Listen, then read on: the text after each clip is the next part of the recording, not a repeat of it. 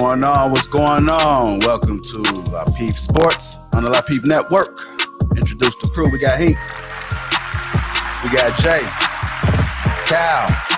Sway in the morning. Me, myself, I'm Lapeef JR. Welcome to Lapeef Sports on the Lapeef Network. What's going on, gentlemen? How y'all doing? What's going on, black man? Good.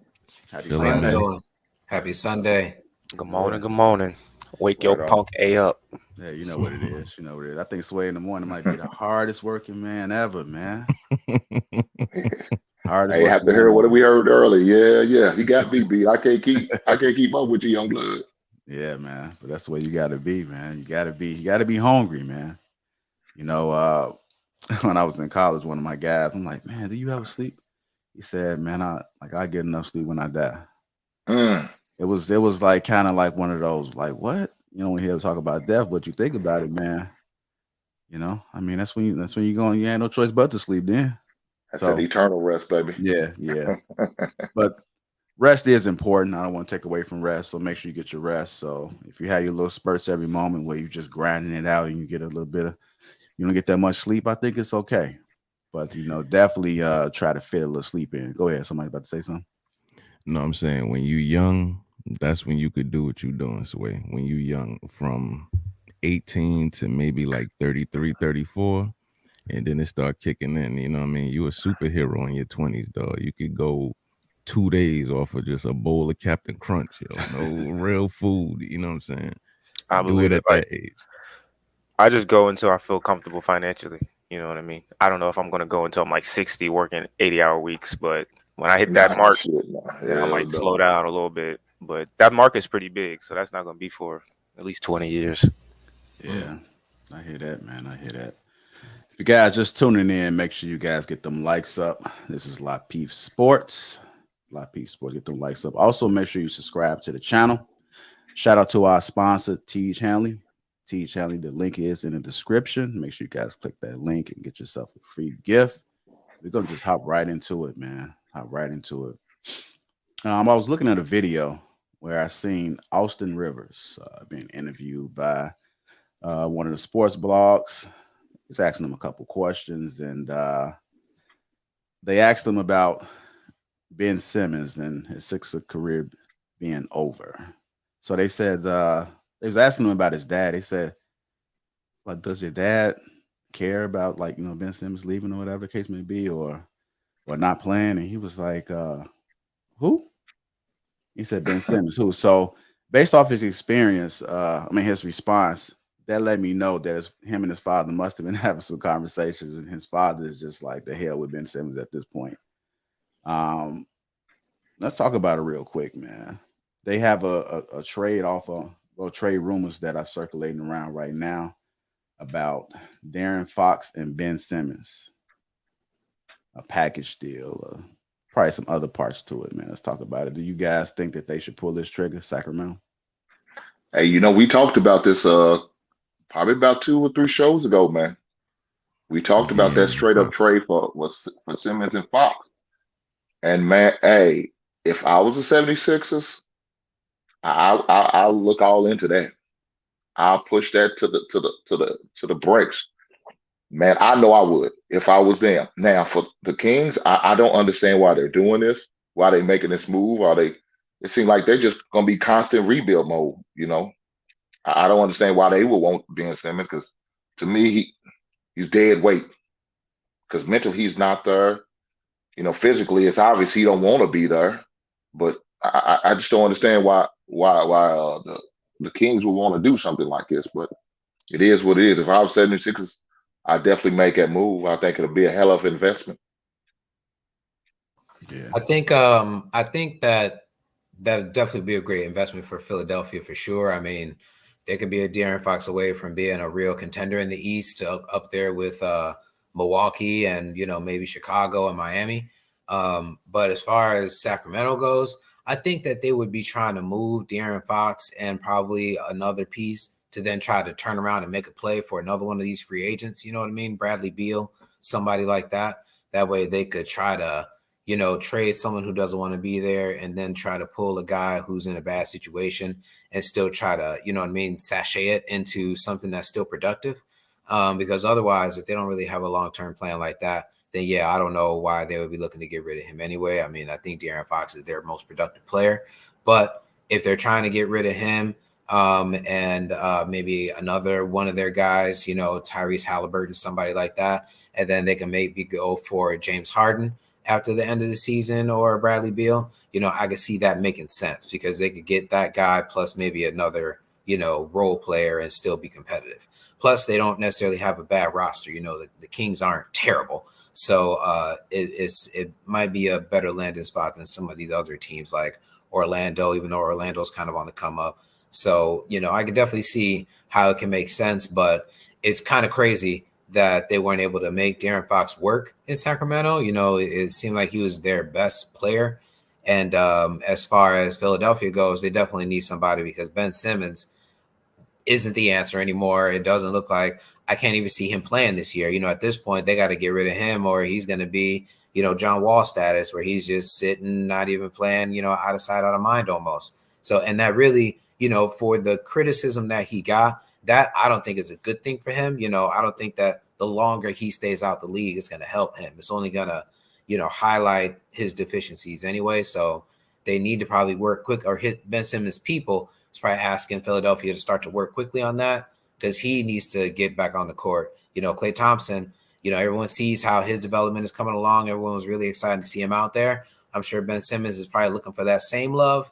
So he needs to get onto an NBA roster ASAP. And if it's going to be Sacramento, then I can see that happening.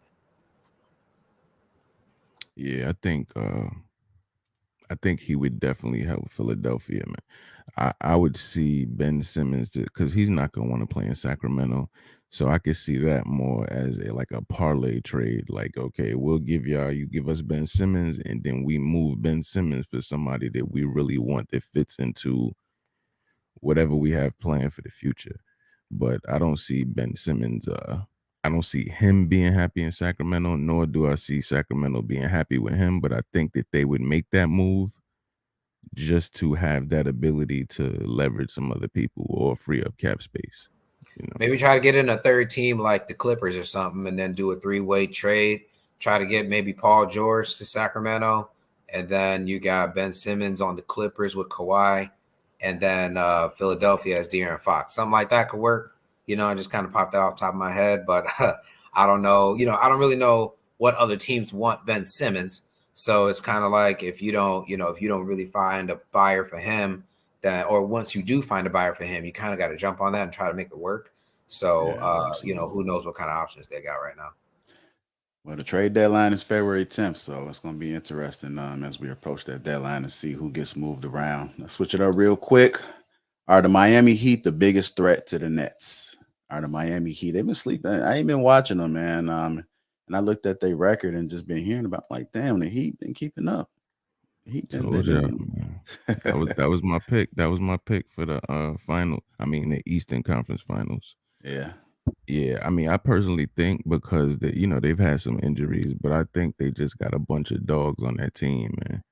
Bunch of dudes that don't mind getting their hands dirty, that'll punch you in the face, take a punch in the face, do what they got to do to get that W. So, whereas the Nets, they're a little soft, nice sneakers, nice crossovers, you know what I mean? It looked good, but when it come down to getting elbowed in the face, like, yo, the Heat is dirty, man. They don't mind getting some skin. I want to ask you this. Do you think it's the players or it's the coaching?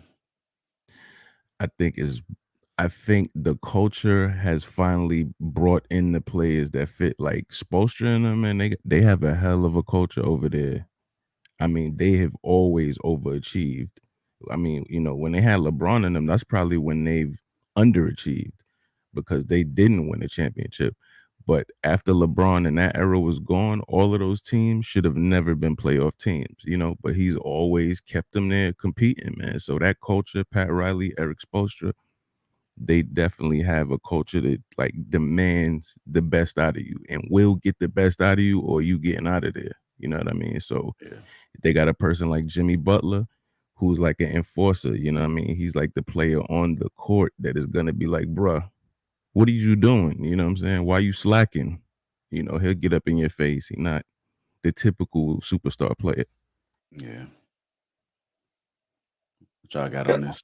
I don't threat to the Nets. I don't see the Nets as a threat to be true though, JR. I mean, it's still the Bucks all day, every day, man. I mean, right now, KD's MCL has got his left MCL sprained or something like that, so Yeah, he's gonna be out for like 4 to 6 weeks.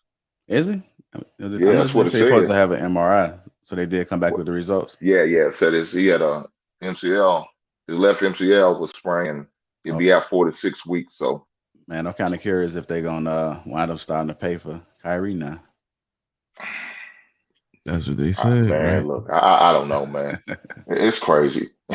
Yeah. I wouldn't pay that fine for him. I make him pay it. If you want to play, you pay it.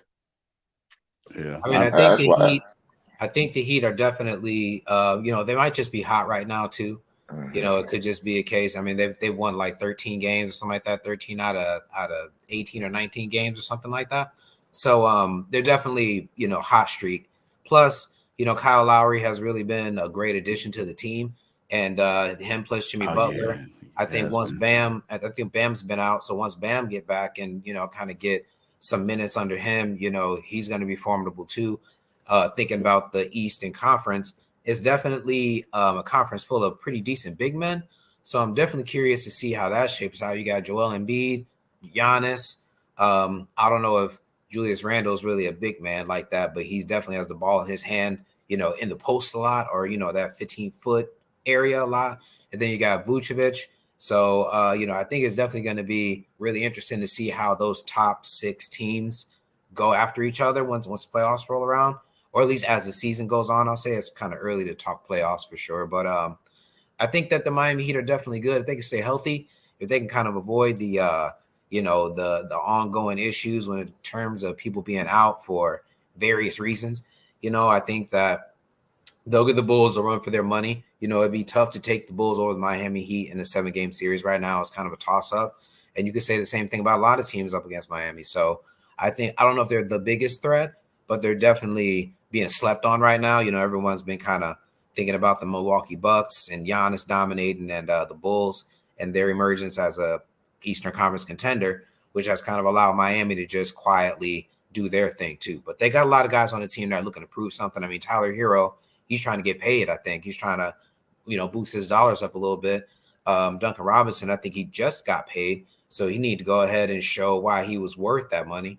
So I think that, they got a lot going on there. Eric Spoelstra, I think that he's been one of the best coaches in the league, under the radar too. I think that we hear Tom Thibodeau's name more so than we hear Eric Spoelstra. Eric Spoelstra is a way more accomplished coach. So Miami, and then they got Pat Riley at the helm guiding everything. So they definitely can't be counted out. And I think that, they're definitely a contender. I don't want to say they're the biggest threat or whatever it is, but we cannot sleep on the Miami Heat at all. And I think Miami's really good when they're not, the expectations are not high, or not on the spotlights are not on them. Like last year, they was expected to do something, and they really flamed out. They really didn't look like a good team for real. But like you said, this year nobody expecting nothing from them. And what are they doing? They quietly sleeping under the radar and getting them wins and looking like a good team again. So I think whenever the pressure or the expectations are high on Miami, that's when they fizz out. But when there's no expectations, they do their thing. Miami thrives on the the jab protocol. That's when they've seen the thrive, is when the league is in dysfunction. But no hate to the Miami Heat. I just don't think they're the biggest threat to the Nets. I think, they're a good first, second round team, but they're not making it to the Eastern Conference Finals, let alone the finals. I think the Nets, the biggest threat to the Nets is probably Milwaukee, like most would say. If second place, it would be, team-wise would be the Bulls. But honestly, my opinion on the biggest threat to the Nets is the Nets itself. You know what I mean? You got James Harden, who's a shell of himself. KD's injury prone with his skinny knees, and Kyrie, he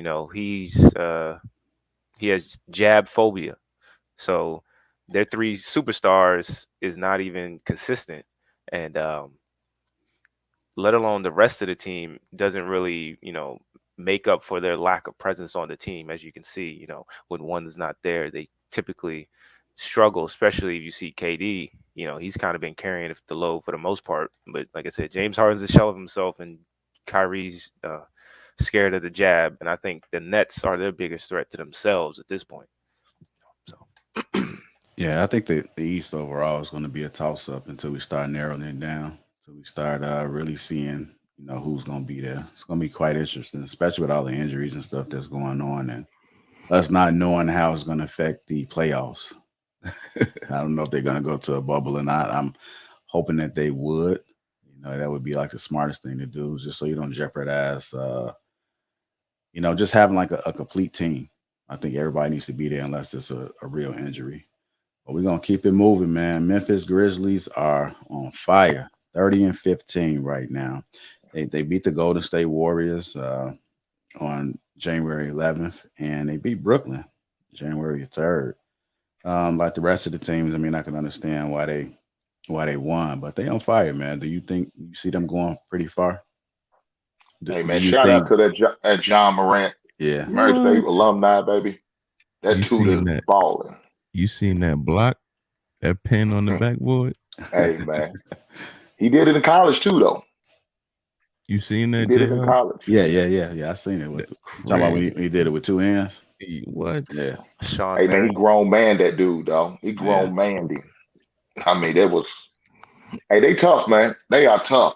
And Jared Jackson, I like him. I think he's a hell of a player. He played for Michigan State. I didn't really think he was going to be that good, man, but he's really surprised me. And he's coming along real nice. So I like this. I like watching Memphis. I watched him the other day. And, man, they was tough. I watched him, like you said, against the Nets, man. And man, he did what he wanted to, man. Wasn't nobody on Nets could stop him. You know what I'm saying? Because to me, I think he's still like he's an undersized point guard. But man, he did what he wanted to. Wasn't no stopping him at all. He really made the Nets look bad, man. But I enjoy watching them play. They're entertaining, so it's always good. And I didn't know your boy still was on the team. Kyle Anderson. That dude is slow as hell. God damn, man. Talking about dude who used to play for the Spurs, yo. Yeah. He's terrible. That's exactly what he is, a sloth. A guy the sloth? Oh, man, that guy's slow as hell. That's why I remember him in UCLA, man. He was slow as hell. Like, damn, this dude's still in the league. Damn. But I think Memphis, they're going to have like a 6 or 7 game first round. I think they're going to make it really interesting. Whoever they play is going to probably limp into the second round. You know what I mean? Yeah. So you're saying they're going to lose? Jay? Yeah, they're going to lose, but it's going to be like, give them 2 years, that conversation. It depends on who they come up against. I think they'll give Denver. I think they give Denver a run for their money. You know what I mean? I think they might give Utah a run for, a little bit of go. Depending on what Phoenix is looking like, you don't really know what you're going to get out of Devin Booker and them. So, it really would depend on how they're going into the playoffs in terms of momentum between those two teams. So I don't want to automatically assume that they would lose. They just beat the Lakers and the Clippers and the Warriors. So, we don't want to necessarily just assume. I know those are one-off games, of course, but we don't want to just assume that they'll get beat. They can be just like the Miami Heat in that, everybody's kind of thinking about Steph Curry and Klay Thompson. Everybody's thinking about LeBron. Everybody kind of still has their eye on Phoenix, which allows a team like the Grizzlies to kind of just, fly under the radar, get their wins, get some momentum up and really do well going into the All-Star break and eventually the playoff break. So it's hard to say. Because the West is so loaded. I feel like in the middle, those middle 5 to 8, 4 to 8 teams. So I think we just have to see how that plays out. Yeah, I think if they could get to that 5 spot, and stay in that top 5 spot, I could see them going to the second round. I could definitely see them make it to the second round. Maybe they play the 5-4 game and beat the 4 seed team out of the West. I could see that happen. I can honestly see them going to the Western Conference Finals max. And I say this because they remind me a lot of that old Bulls team with Derrick Rose, Taj Gibson, Joakim Noah. Like, that was a great team all in all, but they weren't going to make it to the finals. They'll make it to the Eastern Conference Finals for sure. And I think that's probably, their limit. But when I'm looking at the West, I mean, just thinking about what team, like, I'm really comparing, like, the only teams I could think that they couldn't really beat outright is probably the Jazz, the Warriors, or the Suns, maybe. But they can beat the Clippers, they can beat the Lakers, they can beat the Mavericks, they can beat the Nuggets. I mean, you got the playing games with the Timberwolves and Trailblazers. I think they can beat both of those teams. So it's like it does kind of come down to their standing and what teams they play. But I don't think it's, I don't think they're as bad as we're trying to say, like they're barely first rounders or maybe, squeaking into the second. I think they're pretty good. I think this year is their show out year, but next year you might see, even a bigger, different story where they're like keep their solid Western Conference Finals team. You know what I mean? And they just really remind me of that old Bulls team.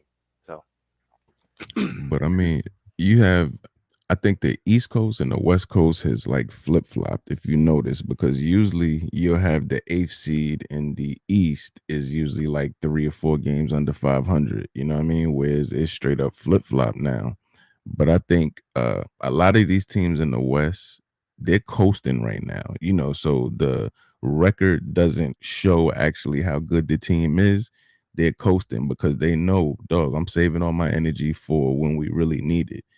Right now, Memphis is playing balls to the wall. You know what I'm saying? Because, I mean, they young, they can do that. But these older teams that are more that have been there before, they know that they're just coasting right now. So I think, they'll buckle up and they'll knock a team like Memphis out of the playoffs just off of experience. Also, just as a quick aside, shout out to Morant because he's also trying to emerge as, leader of the team. And he's only 22 years old. So he still has so much more time left on the team and so much more growth. I mean, he's already taken huge leaps from his rookie season to now. And just imagine what his next year or two is going to look like, provided he can avoid any kind of injury, of course. That's what I was going to say. Yeah. And, I really feel like, to Sway's point, then being like the Bulls, if he can avoid some injury, then yeah, he might be on an MVP type level arc in terms of his own play.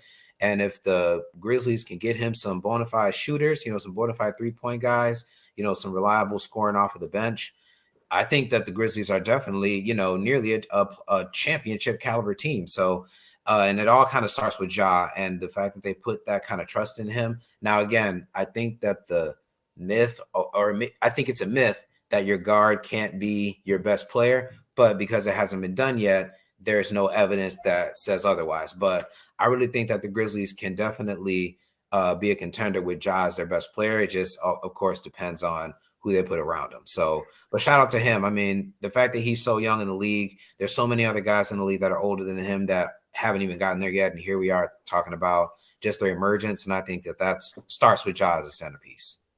Hey, man, how do you think the New Orleans Pelicans are feeling right now, man? That they passed up on this man for some heavyweight, small power forward. Man, I know they got to be kicking themselves in the behind right now. Just think about it, man. We got Zion. He was nice in college. He was, what I'm saying, did his thing. But since he's been in the NBA, he's really given us nothing. Half a season, a few highlights. Other than that, nothing. Some Mountain Dew commercials, what I'm saying, a pair of his shoes that look like trash. You give us nothing. I blame the organization more than him because like his problem is it's simply his weight. Like, how can you not control a player's weight? It's not like a Ben Simmons thing where he just can't outright shoot. A team can control a player's weight. Yeah, that's on the player though. That's on the player. Dietitian, you get him in the gym every day, or you gonna release him? That's right. That's on him. I mean, that's on him. Plus, Zion, he probably got a lot of people around him that's helped, to manage that. I imagine that his parents, like his dad, is heavy in his life. I'm sure he's got a manager that's heavy in his life. So you figure if the team says, hey, you need to do X, Y, and Z, but then Zion dad says, well, we're going to do this, this, and this, I could see how, something had to have happened. You would imagine that the Pelicans are doing that. They probably do say, you need to get in here. You need to get a nutritionist. They got state-of-the-art facilities, you would imagine. It's an NBA team. So you would think they got all the professionals in the world. And the coaching, you would imagine that they know that Zion has to lose weight. If we all could see it, you would imagine that people who get paid to monitor that kind of stuff, they got to be in his ear every day. So I think that he had a lot to deal with on the offseason. I don't know what's going on with that lawsuit with his original sports agency representation. That plus him being injured. Who knows what his lifestyle is really like. He could be stress eating like the rest of us. You know what I mean? If he injured, laid up, I'm sure he reads and hears all the criticism that people throw at him. So, who knows? But I bet you they are kicking. I'm sure a lot of teams are happy.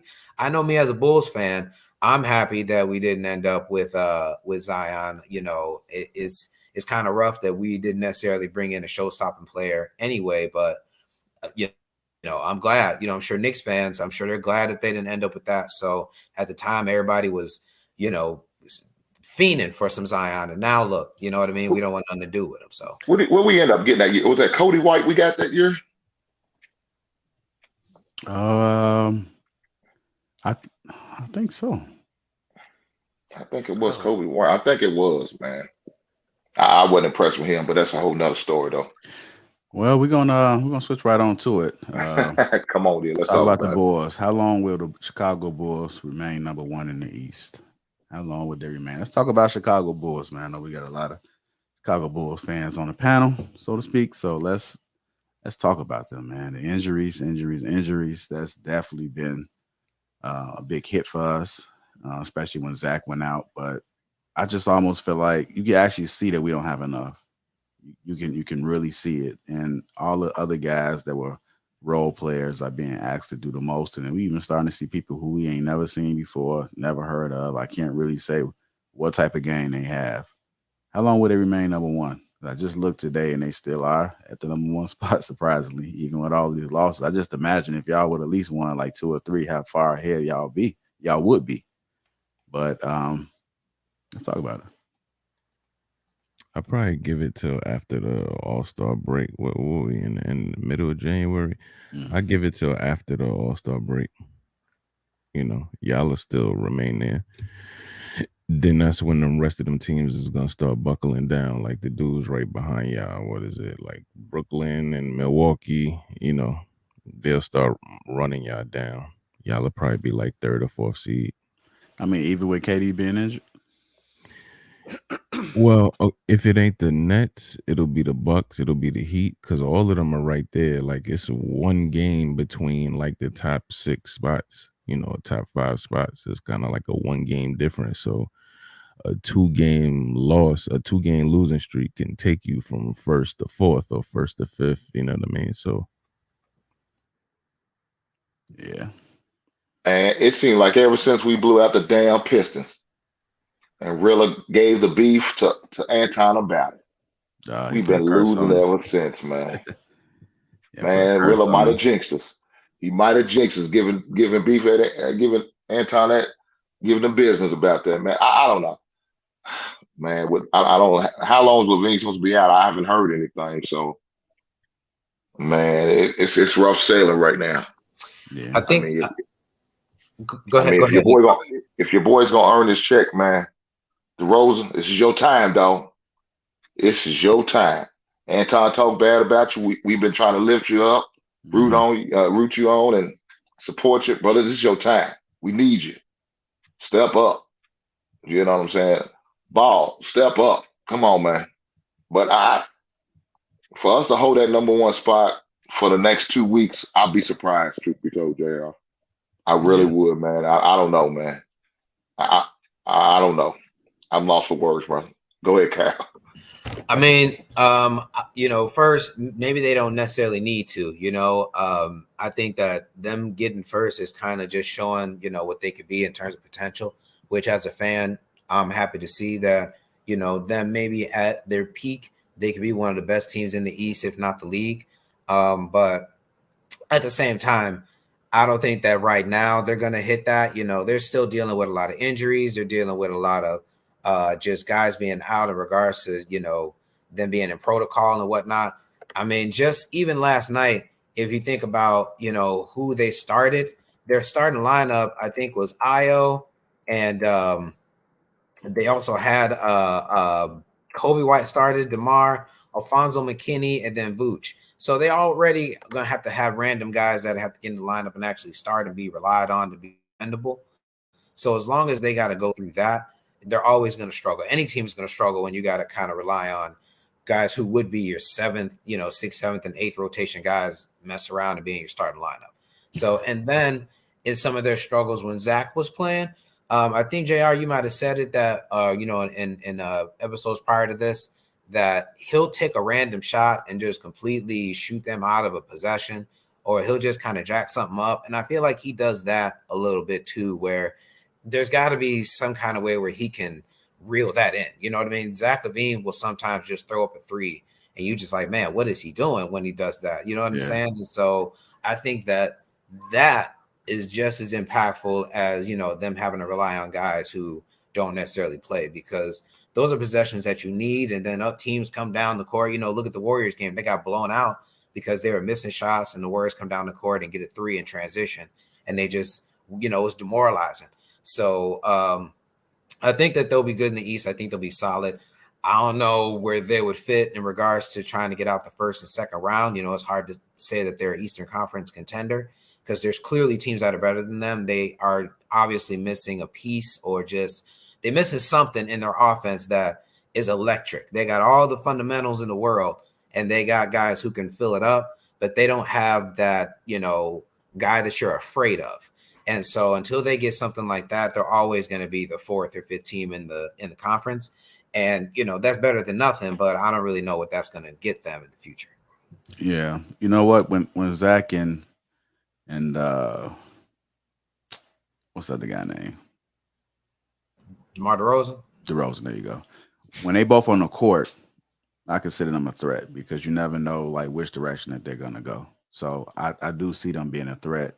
I do like the fact that AO is getting a lot of time, man, because you're really just seeing like he's a good passer. I think he was running a lot of the point last night. They should have won that game last night. And then like DeRozan at the very end, man, I think that's a shot that the easy shot that he normally would make. It was just short. I don't know if somebody touched it or what, but I'm like, damn, that was a hard pill to swallow right there, because I think they should have at least won that game. I think they would have felt a little bit better losing 3 in a row. I think the coaching has to make those adjustments, man. I'm not sold on Zach just jacking up shots. They need some ball movement. Let's find the man with the better shot. Cut that one-on-one basketball shit off, man. They got to cut it out. They have to cut it out, because they wind up putting them in the hole, and they just keep doing it. And I think it's more Zach. I think it's more Zach that will do that one-on-one shit. He got that street, like sometimes he'll just black out and turn into, you know what I mean, the playground ball, and he'll do some cool little dribble, throw up a three, and it'll just be the biggest brick you ever seen. Yeah. And then, of course, the team come down, transition, some nasty three or a dunk or something like that, and it just sucks all the momentum out of whatever the Bulls had going on. Right. And then when he missed, he always that he do that, like, damn, like, dude, it's the same shit you always do. And I think they still need to make some type of trade, or either add somebody like that's a big man. I'm not too sold on some of the younger players. I do think they need. So I feel like they bottom heavy, meaning on the guards and small forwards. They need somebody up there that's going to really have an impact, that has that size, because like all the attention is on the guards. It's not too much attention. I mean, Vooch has his games, but when Vooch is off, he off. Then what do you have? You don't have anybody else. I think that they also need like an energy guy. They need a guy that's gonna go out there and argue with the refs. You know what I'm saying? Foul somebody hard, get a technical foul. You know what I mean? Be in somebody's face, dunk on somebody, and get the crowd going. They're missing that. That big play that isn't maybe necessarily a scoring play, like maybe not a 40-foot three, but just a guy who can get one of those momentum changing offensive rebounds, put back dunks, scream at somebody's face. They don't have that guy. So in addition to who you're talking about, they just need more attitude to their team. I was thinking about I don't know about, you said Whiteside? Hassan Whiteside? Nah, I mean, I don't think The person that Kyle's talking about, do you mean like a big man that does that, or just anybody?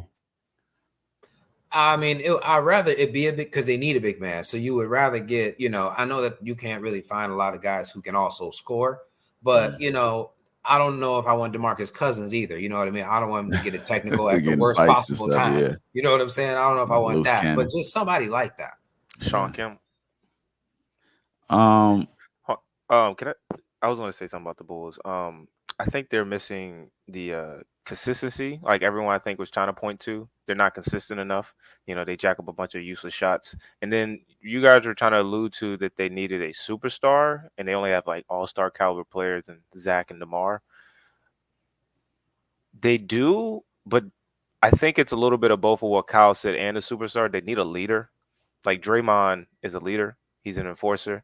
It doesn't necessarily Steph. They need somebody to lead that team and give them some direction while they're on the court. Right now, it just feels like everyone's kind of acting like friends, or they're not trying to like step on anyone's toes. It's like there's no dominance, there's no hierarchy, there's nothing. Everyone's, if anything, it's DeMar and Zach on the same level, and then everybody else, and they kind of differentiate themselves. But like I think you guys were alluding to, they need a leader and consistency. All in all. I can actually see like Ayo doing it maybe a second year. I could see him being a little bit more vocal. I mean, he plays hard. He's out there playing hard. You can see him listening. You can see him listening, just absorbing. Just he's respectful. But I think you got to come out and share. I think he can dominate. He can really dominate, and I do see the growth already. And I just can only imagine. I think they got them like a sleeper, man. I'm surprised he didn't go higher. But I'm glad the Bulls got him. I'm glad he's home turf. I think my son said he was at Morgan Park with him for a while, right? Like he went to Morgan Park. Did he? Y'all know? Y'all unsure? I'm not sure. Okay, yeah. I think my son said he was at Morgan Park with him. So it's kind of interesting seeing how that's gonna go. It really is. I had a point I was gonna make, but I forgot this shit. That's all me. Yeah, no, it's all good. You know what? Are the Bulls? Y'all think the Bulls are undersized too? They got a lot of guards who are like, outside of DeMar DeRozan, they don't really have a lot of long guards. I mean, they played Boston and they had to put Io on Jason Tatum. You know what I mean? Yeah. And I feel like that's never going to work. So I think that's another thing. Some of these wings in the league, who on the Bulls are really going to guard? If DeMar DeRozan's out, who's going to guard Jimmy Butler? You know what I mean? If DeMar DeRozan's out, who's guarding Tobias Harris? You know what I'm saying? So it's one of those things too where it's kind of tough on defense. I mean, they got a great scheme and they work together really well, but sometimes in those clutch moments in the playoffs, you really got to D up. And I don't know who on the Bulls we can rely on in that phase either. Who's that guy that was playing some good defense last night? The one that took them couple charges? Is it Hill or something like that? Did you guys watch the game last night? No, nobody watched it. I was watching the damn Lakers and Denver game, and that was trash. I thought y'all was some Bulls games. Now this is the last question, real quick. I don't even know Malcolm Hill. What's going on with Green? And there's a lot of players are just missing. I have no idea why they not there. Like, Green, a little short guard, be dunking on everybody. Play some good defense. Man, y'all not no Bulls fans, man. Let me switch to the next topic, man. Can't believe y'all need Steven Adams, man. Y'all get Steven Adams, y'all will lock up that first spot, man. You get Avon back on here, man. Y'all looking like deer with headlights. We don't talk about this. Jay got to Google and see who you talking about. And Cal, you in Chicagoland area. Yeah, I did not catch the game last night. I was watching the Lakers game too. I catch usually the recap and the highlight, and then I usually read it after. But I didn't really see what their injury report was last night, to be honest. They need some bandwagons. These dudes ain't loyal. Yeah, they not, man. It was a couple of NFL games. We're going to switch it up. This is how it's going to go. We're going to talk about the NFL, these games, and then we're going to jump right into the Jake Paul making the Forbes list. We'll talk about that. So let's talk about the games last night. We'll pull it up. The Raiders and the Bengals. The Bengals beat them. Excuse me. I don't know if you guys heard about I think it's they star running back, like ordered all that jewelry. He had it shipped in, I think like $400,000 worth of jewelry shipped in. for this playoff game. But the Raiders lost, and the Patriots got blown out by the Bills. Let's talk about those games. Yeah, that boy Josh Allen, bro. He is a video game, bro. And you know what's crazy? He wasn't playing this way during the season. You know, during the season, he was pretty much coasting through. You know, he looked like a video game yesterday, bro. All right. Man, the what's that Hank chewing like that? It's like it's a damn commercial. They go buy the cereal. Yeah. I thought it was. Oh man, my bad, fella. I thought I had it on me. Man, that shit was crispy as hell.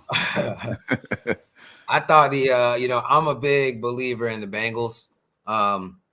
It's kind of crazy how much Joe Burrow relies on his receiver due to who he went to New Orleans with, Jamar Chase. You know, that dude's been absolutely dominating this year, and the chemistry that they have on the field is something insane. You know what I mean? He's a great pickup for the Bengals. So, and Joe Burrow looks like he's taken some of the success in stride. I'm sure they're going to be using him as the new poster boy for second year success. You know what I mean? Everybody's going to be pointing to what he's done there. And plus they got, they low-key got a squad in Cincinnati that I really like. You know, they kind of wear their chemistry on their sleeves. As a Bears fan, I'm sitting here hoping that the Bears could do whatever it is that Cincinnati's doing. So, I'm a believer of them in the next round. It's going to be tough to see, but, I love what they're doing. You can't count them out at this point. Josh Allen and the Bills, I feel like they're also a great team. I'm a believer in his, but I don't know if I really root for them when I watch them. I'm always waiting on them to lose. You know what I mean? I feel like the Buffalo Bills are one of those teams that are always going to go deep in the playoffs, but never quite get there. So we'll see how that goes. I still got the Chiefs and Tampa Bay and the Rams and teams like that and Dallas, as really the teams to beat. But the Bengals, teams like that, they're really entertaining. They're really good for the league. I love to watch their games. Oakland, I'm not really sure how much better they're going to get. Derek Carr, I think, is a really great quarterback, but, I really think that they have peaked. I don't know how much better they can really get. I don't know how many more guys they can go get. I know that they like to make a lot of moves in the offseason and they're not afraid to make deals, but, I really think that Derek Carr might be looking for a new team. He needs to really try to, I'm not sure how many years he's been in the league now, but he needs to be trying to get to a contender at this point. So, and then the slate of games today, I think it's going to be another great slew. So, hold on, we're going to get to those. We're going to get to those. Okay. Hey, I look like this, man. I don't know if the was it Las Vegas Raiders now? I don't know if they're going to hire the coach that they made an intern coach after Gruden got fired due to his emails. But that's a whole different bag right there. But that brother needs a job. They need to make him the full-time coach for the Raiders and give that man a job for him to make it to the playoffs. I'm surprised they made it to the playoffs because the way that season could have went with all that distractions that they had with this John Gruden thing and all that mishaps. I could see that season just going under, but yet they pulled together, they fought, and they made the playoffs. So kudos to that brother for even making it to the playoffs. I didn't see him doing much. Now that once they was in the playoffs, they played another team that normally does lose in the first round. So one of them teams had to win, and it so happens to be the Bengals, who's normally losing in the first round. But Burrow's a hell of a goat. A hell of a quarterback. Jamar Chase is a top-notch, up-and-coming superstar receiver. So they got a nice little nucleus. Now, you was talking about their running back. Who was it? Was that Josh Jacobs that ordered all the jewelry, or was it Mixon? Hold on. Let me That see. sounds like Joe Josh Mixon. Jacobs, I believe. Oh, it was Joe Mixon. I thought you said it was the Raiders running back. No, it was from the Bengals. Oh, Yeah, okay. yeah, Oh, man. yeah, that would have been Joe Mixon. he does silly stuff like that. And I mean, what sense that make? He said $400,000 worth of jewelry. That's a bad investment, man. That's a bad investment. Makes no sense. But hey, that's him. But yeah, it was like a watch. It was like a watch and a bracelet and a ring or something like that. I don't give a damn what it is, man. Yeah. Shit, $400,000 on some jewelry. It was Joe Mixon jewelry flown in for playoff game worth $400,000. Yeah, that sounds crazy. But you know, and he's that type of cat, though. He's that type of cat. But man, hey, it was a good game. You know, it was a controversial call, a touchdown call in the game, but hey, this ain't the first time the NFL's been dealing with controversy in the playoffs. The Raiders been a victim of it twice now. Plus the Bengals, they do for some luck. You know what I mean? They do to get lucky for a call to bounce their way. You know what I mean? Something like that. I mean, they haven't won a playoff game in you know, in my lifetime. So it's been 30-something years. Yeah, I think it's like 31 years. So that's a long time, brother. It's a long time. Yeah. But as far as the Buffalo Bills, man, hey, Buffalo Bills are tough. Like Jay was saying, Allen, he didn't really play that good. I mean, he played all right in the regular season. You know what I'm saying? He played pretty decent, but he didn't play up to standards like he did the year before, of course. But I could see him represent the AFC. I could see the Buffalo Bills represent the AFC in the Super Bowl, man. That's how good I think they are. Now, you know, I think it'll be the Chiefs and the Buffalo Bills playing for it, but I can see the Buffalo Bills beating the Chiefs in the AFC Championship. So we'll see. All right, what's going on, Carly? I do have a link posted, so periodically people may pop in. So if you want to chime in on the conversation, please do. What you got for us, Carly? I'm a new YouTuber. Hi guys, I've been following you guys for a while now, and congratulations, Lapeef, for getting your channel back. I was just trying to talk about the title, about the 45 million. I feel like that's amazing. You know what I mean? About the whole how big we haven't even got to that yet. Like, we haven't got to that yet. I know that. That's why I just got in. Actually, was that's why I was getting in. But he was talking about football. When I plug in, I was I think I don't know what part of the stream that what part of the stream. Yeah. I mean, if you want to hang around, you know, we're gonna talk about that, but I just don't want to spoil it. I do want to. No problem. Okay. But I might leave and come back just in a few seconds. How long before we start talking about that? It'll probably be about like 7 minutes. Okay, no problem. Yeah, 7 minutes. I mean, but what I can do is I could drop you down in the back, and then I could bring you on when we talk about it. Okay, no problem. Okay, and they can also ask, like, where you calling from? Oh, I'm from Orlando, Florida. Oh, okay. I hear the accent. I didn't know if you was out the country or not. No, I'm not out of. No, I can get rid of it. I'm from Haiti. Okay. But I've been here like 25 years, but I can shake off the accent, man. That thing is still here. I hear you. All right, Carly, I'm going to put you in the background, and then we're going to get to it shortly. When we do, I'll bring you back up. No problem. All right, thank you. Man, JR, it's good to see your cousins, man. I'm glad to see your family. I thought Jared was Cuban. Oh, okay. My bad. Hey, but for the AFC, you said the Bills will represent the AFC. They better hurry up because Bill Belichick and the Patriots, they're going to be right back to it next year, the year after. You know what I mean? They got to where they got with a rookie quarterback, with a defense that was a little suspect this year. So I'm sure that's going to be their first order is to, you know, I mean, Bill Belichick is a defensive guy, so I'm sure that's going to be what he works on the whole offseason is recruiting guys in the draft, you know, trying to get them contracts out there that are, you know, team friendly. That way they can move how they move. And in the next year or two, Patriots going to be right back to being contenders. So whatever AFC team it is, whether it's the Bills or the Chiefs or whoever, they better hurry up because, you know, they got about 2 years. So the Titans, they better hurry up and do what they got to do. The Chargers, I don't even really know if the Chargers are going to get over that hump. You know, the Bengals, they're hot right now, so they got to do it. The Baltimore Ravens, I don't know how much, you know, much longer we can really believe in Lamar Jackson and the Ravens as a contender, so long as these other teams keep rising up. So, you know, we'll have to see how it all plays out. This is the year of the random team being, you know, maybe a Super Bowl champion, because I think that everything's going to start to round out back to, you know, some of these more dominant teams moving forward. Okay. I do want to bring up the games that's happening today. Let's just kind of not blow through it quickly, but just give your prediction on you think gonna win the game and just why. A couple of sentences. All right, so we got the Eagles and Buccaneers. Let's start there. What you guys got for this game? Eagles and Buccaneers. Bucks. We're gonna be shooting them. Yeah, Tampa Bay all day, baby. Yeah, Bucks on that one.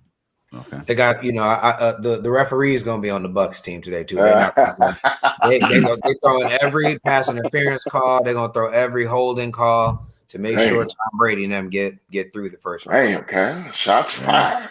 Wow. Tom Brady, Aaron Rodgers. They get them phantom. It's 3rd and 12, and they just throw it down the field, and they be That's that called pass goatness, man. Why are you hating? Why are you hating on I'm the not saying he craftsmanship earned it. of this? He is a game manager. He manages the refs. He manages the players. He manages the ball in the air and the ball. I know that's right. He is a game manager, and he's a GOAT. I don't hear no disrespect on Tom Brady. There we go. Let's move on to the 49ers and Cowboys. I did hear somebody rooting for the Cowboys. And who y'all got for this one? Hey, man, Trail, shout out to you. Nothing against you, but fuck them Cowboys. I'm going with San Fran. I got the Cowboys, man. Giants fan, man. So it pains me to say that, but How about them Cowboys? I think the Cowboys are going to choke it. I truly believe that they are going to choke it, and they're going to be sad just again, and then the 49ers are going to go to lose in this game, and that's just how it's going to go. I think they're the kings of choking, and I love it. Man, if the 49ers can avoid turning the ball over, I think they win this game. You know what I mean? If they could keep it close, you know what I mean? If that Jimmy Garoppolo doesn't get out there and try to beat Tom Brady or somebody trying to throw the ball all over the place, if he cannot throw any picks, and then I can see the Cowboys making some horrible mistake. Mike McCarthy is due for some terrible coaching mistake. It's going to happen. So I believe that the 49ers are going to win. I believe in a choke job too. I don't think that the 49ers are going to go out there and dominate. I think that the Cowboys are going to find a way to choke the game away at the worst time, probably in the fourth quarter, something like that. And, it's going to be another sad offseason for them boys. Okay. Let's move it on. The Steelers and Chiefs. You guys got for this game? Man, you talk about a waste of watch right there. I don't know. It might be upset alert. I'm getting upset alert vibes out of the Steelers. Because it feels too predictable, right? Yep. It's almost like a trap game. It's like a trap game for the Chiefs. Yeah, might be a trap game. Yeah, it's a trap game if you bet against the spread. Man, straight up, it's over for Pittsburgh. They was blessed to get there.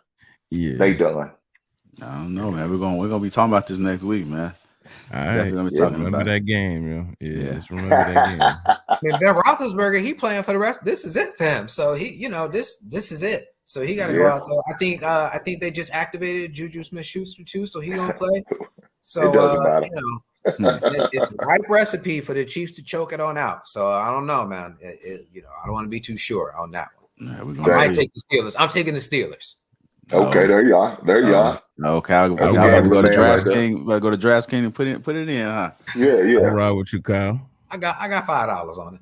I'm about to say, I make my damn, that don't sound too sure there. You can make it to 50 though. The odds. Man, you get some parlays, get some money for that one. It's not worth opening your account for that. Yeah. All right, we got the Cardinals and they're gonna match me, right? Hey, they're gonna match my 5, and we're gonna be good. Now we got the Cardinals and Rams. Who y'all got for this one? I don't know. Now this is a toss-up game right here. This is a toss-up. Because you don't know. But you know something? I'm gonna go with the Rams, man. I'm gonna go with the Rams. I'm gonna go with the Cardinals. I think Stafford's gonna choke. His shoulder gonna ache in the third or fourth. He's gonna throw a couple picks that he can't come back from. That's very well possible. The Rams, man. Just off of the weapons, man. I would go with the Rams. The potential. Cooper Kupp, had a good season, man. So, yeah, I would go with the Rams. I agree. I'm going with the Rams too. They got too many weapons, especially on defense. I mean, I expect that defense to not let Kyler Murray cut them up. Matthew Stafford, Sway, to your point, he got a lot to prove. He's on offense with a bunch of weapons on it. Cooper Kupp's having an excellent year. You got Odell just in case. So, I feel like they should be good this year. I'm going with the Rams. All right. There you guys have it, man. Just out of curiosity, anybody bet? Anybody any bettors online? I think I might take that Steelers, man.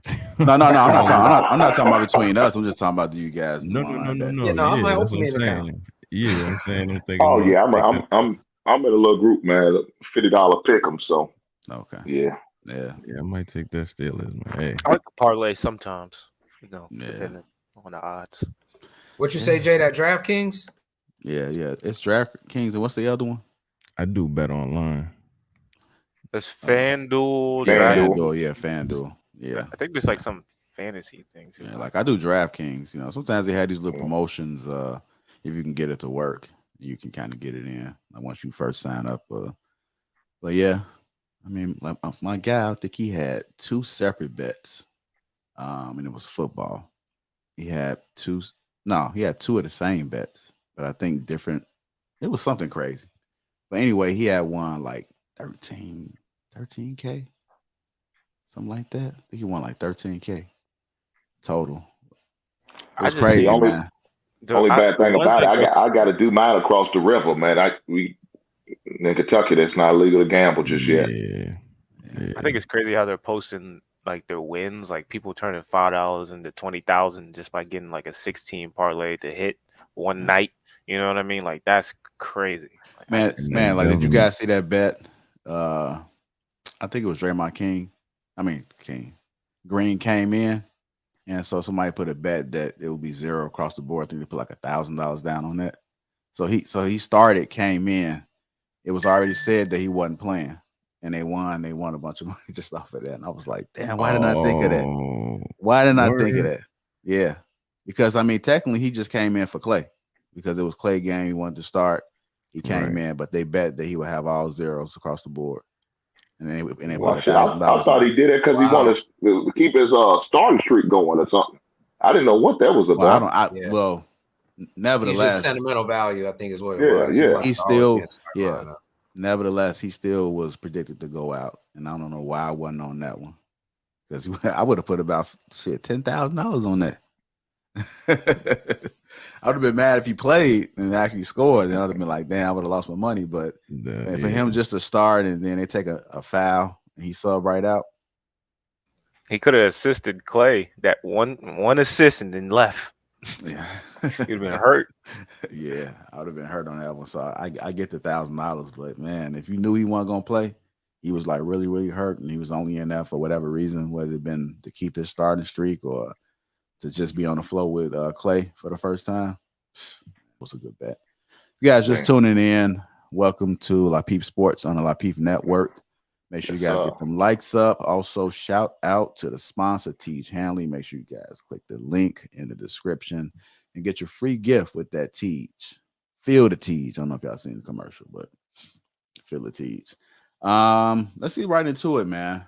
We're going to talk about social media influencers, so to speak. I guess that's who we are, right? Are we considered social media influencers? You guys say? I mean, I guess you could. Yeah. On your way. You're on your way. Argument. Network. Okay. No, Cal, you on your way. Jay already there.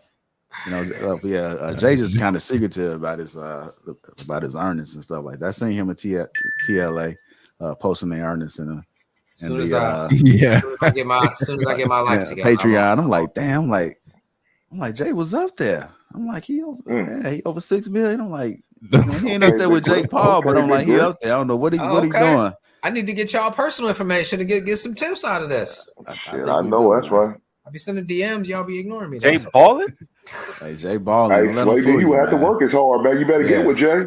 Hey, like you didn't peep in the very beginning when he was like, you need an intern, bro. Sway. Move wherever you at. Sway, I'm not sure if you peeped in the beginning when he was like, yeah, you want to be like this. And he leaned back for a little bit. He was referring to himself. I called him like, this motherfucker showing off and shit. I'm like, Jay, one of them silent millionaires. He ain't too flashy or something like that, man. But best believe his life is man. Nah, That dude's like the big boss man. I know that's right. You know, and then he insinuated about, delegating. That's Jay. That's Jay all day, man. He in his closet right now. That's his closet. Yeah. That ain't even no real room. That's the walk-in closet he in. Jay, I call all that. But yeah, we talking about social media influencers, man. Forbes came out with this list of the top social media influencers 2021, and Mr. Beast. With a name like Mr. Beast, perhaps it was only inevitable that he grow to be as big as he's become. The 23-year-old earned $54 million in 2021, the most of any YouTuber ever, as his videos accumulated to 10 billion views. We ain't talking about millions, man. We're talking about 10 billion views. That's another level, doubling from his previous year. So that's some great progress right there. What do people like so much? Well, the internet loves watching stunts, and Mr. Beast excels at delivering supersized ones. I don't know this guy. I never looked into him, but I can see people watching stunts. People got all type of weird things that they into, and if it's something that everybody else is not doing, then you stand out. In the last year, he has spent 50 hours buried alive. That's kind of crazy. Offered 10,000 to anyone willing to sit in the bathroom of snakes, and hosted his own version of Squid Game, building replicas of the Netflix show's sets. So, whenever you are an influencer, you got a lot of time on your hands, especially when you're making 54 million. That's a lot of money with these influencers, right? Coming in at number 2 is Jake Paul. Jake Paul is coming in at number 2. Jake Paul land on the Forbes list, earning $45 million in 2021. That's a lot of money too. I mean, anytime you're talking about millions, and you are over maybe like 3, that's a lot of money. That's a lot of money to be just for being a social media influencer. Yeah, man. The first question. Go ahead. Yeah, some more people on the list, but we just wanted to kind of hover around Jake Paul. I had to talk about Mr. Beast because he was above him, but we're gonna bring it to Jake Paul and bring it to everyday life.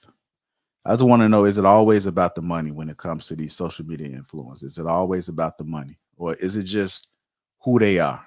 They just being themselves, and it just so happened people just got a love for them. I think it's the story. You know what I mean? I think it's because with, the Paul brothers in general, you kind of watch their story where they were one thing and they were hated, and they took that and they parlayed it. You kind of saw their ascension from being one thing to becoming another thing. And people like a good story. They especially a good come up story. The bad part of a good come up story is people like a good downfall story too. So, it's best to kind of go up and try to get missing, or try to just lay low on your own accord, not get taken down. When you get to these type of numbers, it is about the money. I think Jordan Peterson is a social media influencer, and people love him, and there are people who hate him, but he's not in it for the money. His objective of going to all these podcasts and talk shows and TV interviews wasn't about the money. It was about getting the message out there and starting a conversation for a vast amount of people who wanted to say something about the issue he was talking about, but couldn't. And so he was an influence amongst the community that didn't necessarily have the open voice. Now, when you get into people like Jake Paul, Mr. Beast, or, whoever else is in these $1 million brackets, it typically is about the money because they're pushing content that'll get them the most views, clicks, advertisements, whatever it is in any form of fashion to make money. That's where their focus is when they're making these videos and coming up with new ideas. The one thing that I tell people, because I often coach people about starting a YouTube page, getting it cracking, but when I started, and still to this day, it's not about the money.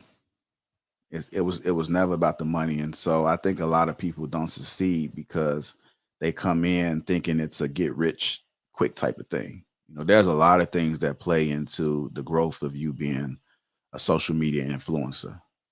Some people just don't get it. You can't force it. It's almost like confidence. It's either you got it or you don't. You can't force it. You can't look and see somebody else do it and try to duplicate. It has to be in you. You know, you succeed by naturally being who you are. Sometimes the weirdest people just wind up being successful.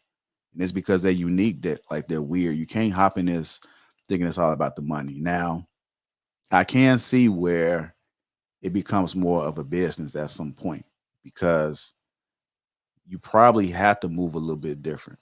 And then you do see the money, and sometimes the money just consumes you. But it's either gonna break you or you're gonna know what situations to be in. You know, I can honestly say that um, I'm strategically moving differently. I have to be careful where my attention goes. You know, whose platforms I may be on, like where I may speak, and it's only because you're looking at the brand. You're looking at the brand. If you are an influencer or on your way to being an influencer, you are the brand. When you wake up outside, just going to the post office, just going to the grocery store, like everything matters at that point because you are the in the spirit of being seen. You know, if I walk out, I have to carry myself a certain way. I have to be careful in the things that I do. I have to be careful with the people I surround myself with and what I do. And it's all part of the brand because you're beginning to think more business like when it comes to your brand, whatever that may look like. But I kind of want to get you before I do, I want to bring him on. He changed his name up. I see you put Yeah, you over there yeah. trying to I brand was yourself right now. Putting no, your I IG on forgot. there. I caught that.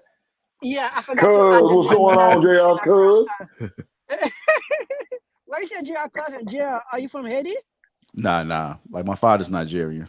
So he just was That's two different. One is an island. One is a country. Well, same thing, but you know what I mean. oh Different continent. yeah. Yeah, I know, I got you. But what you got on this real quick, man? I know I know you're on your phone and I know how the reception is sometimes. So go ahead and drop those gems for us. Yeah, I totally understand about the whole branding of it, and also how um, different people have different mindset coming to YouTube. Like you said, some money might be the driving aspect of it. Some might be is fame, and some is just a passion they have about what they try to do, and the money come after, right? So I guess it's all about the purpose of people getting into YouTube, right? And everybody purpose is different, and I totally understand a lot with you of on what you're talking about. Of course, building a brand, and a lot of people doesn't know how to build a brand. Usually, like, it's a trial and error. They all eventually figure it out later on, you know what I mean? But the whole YouTube thing is like new for a lot of people, especially for people in our community. You know what I mean? They probably hear about it now, especially the whole idea is being on Forbes lately. You know what I mean? It's been popping up a lot. We heard a lot of successful from a lot of people. So it's all about, you know what I mean, purpose of it. You know what I mean, for individual. Yeah, yeah. I hear you. The question I had asked real quick, asked everybody else is like, is it all about the money? You want to answer that question? I think, Yeah. oh yeah. Oh, yeah. I don't know if it's all about the money, but the money can kind of help you continue to, like, want to do it, because you gotta say it's all about time, right? Because nobody want to do something wasting their time doing it if there's no purpose about it. There's two reasons people want to do something. It's because there's a purpose of, you know what I mean, there's a goal behind it, like they want to help society, or they want to do it because there's a big financial gain of it. So money is always going to be a huge part of it for a lot of people. You know what I mean? Yeah, I got you. I If got that you. makes sense to you. Yeah. It makes sense. Go ahead, Jay. I know you wanted to chime in. My bad. No, you good. So I definitely think that money can be a big part of it, depending on your appetite. So my thing is you could be making way less than a lot of other influencers, but your overhead can be really low. I feel like when it's solely predicated on money, you'll have to have that moral competition between money and your morals. You know what I mean? So if you have a low overhead, you're comfortable with the money that you're making, even though it's not up here where everybody else is. You never have to compromise yourself morally, because along with like Jake Paul and Logan Paul, one thing that's coming up, I know if y'all saw on the news, Floyd Mayweather and Kim Kardashian, they're about to go down for that cryptocurrency scheme. So I ain't seen these are nothing about people. that. You see, yeah. So okay. Yeah. And Jake Paul and Logan Paul, they've been pushing a coin, which essentially is like a pump and dump. So it's like, yeah, you got they. So pretty much whatever coin will come to you and being like, broadcast this coin, speak on behalf of it, and we'll give you a lump sum. Here's $10 million lump sum, cash too. So it's off the grid, you know what I mean? Untaxed. All right, I do that.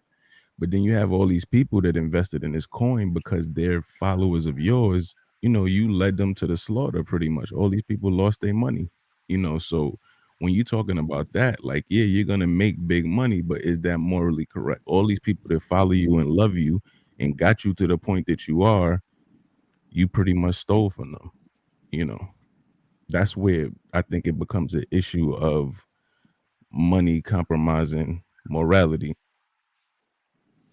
What you got on this, Hank? You on mute, just so you know. Yeah, okay. Man, it seems like these cats will sell their soul for the price of the almighty dollar, baby. I mean, it's crazy. It is crazy, but I mean, I like what you was talking about, how you have to walk differently, carry yourself in a different manner. Man, me personally, I try to do that regardless. You know what I'm saying? Just as a man, and I have a son that's looking at my moves, how I move, it's going to influence him in some type of way. So I try to do that regardless. But yeah, man, I mean, this Jake Paul thing is crazy. I didn't. I didn't realize he was number 2 on the Forbes list, but hey, congratulations to him. But if he's out there scamming people, yeah, I ain't with that, man. I want to ask you. That shit I want to ask you guys this: do you look at him as being a real athlete? Hell no. I mean, he's a YouTube showman, and that's how I look at it. Everything he does is all for show. It's all for publicity, all for views. I mean, so I'm not knocking it for what he's doing, but no, I don't. All right. Let me give you some pushback. Do you consider Tyrone Woodley an athlete? Yes. Or a former athlete. However you look at it, because he used to play football, used to be in MMA. So I mean, I would consider him that. Now So I think he took a dive for a check, but it is what it is.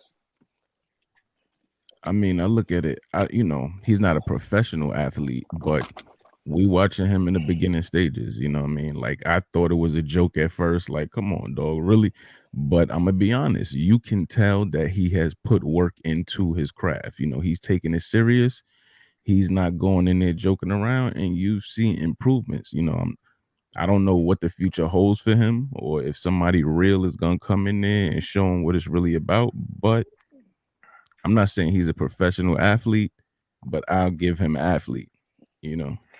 Well, but ain't that just like an actor? I mean, every movie you do, every film you do, every Broadway play you do, you're gonna get better at doing what you're doing. So yeah, you're gonna have to practice and get better putting on your show. So if these matchup boxing things are part of his viewership and part of his gimmick, he's got to get better at it. He's gonna have to work on his craft. You got to get better at it.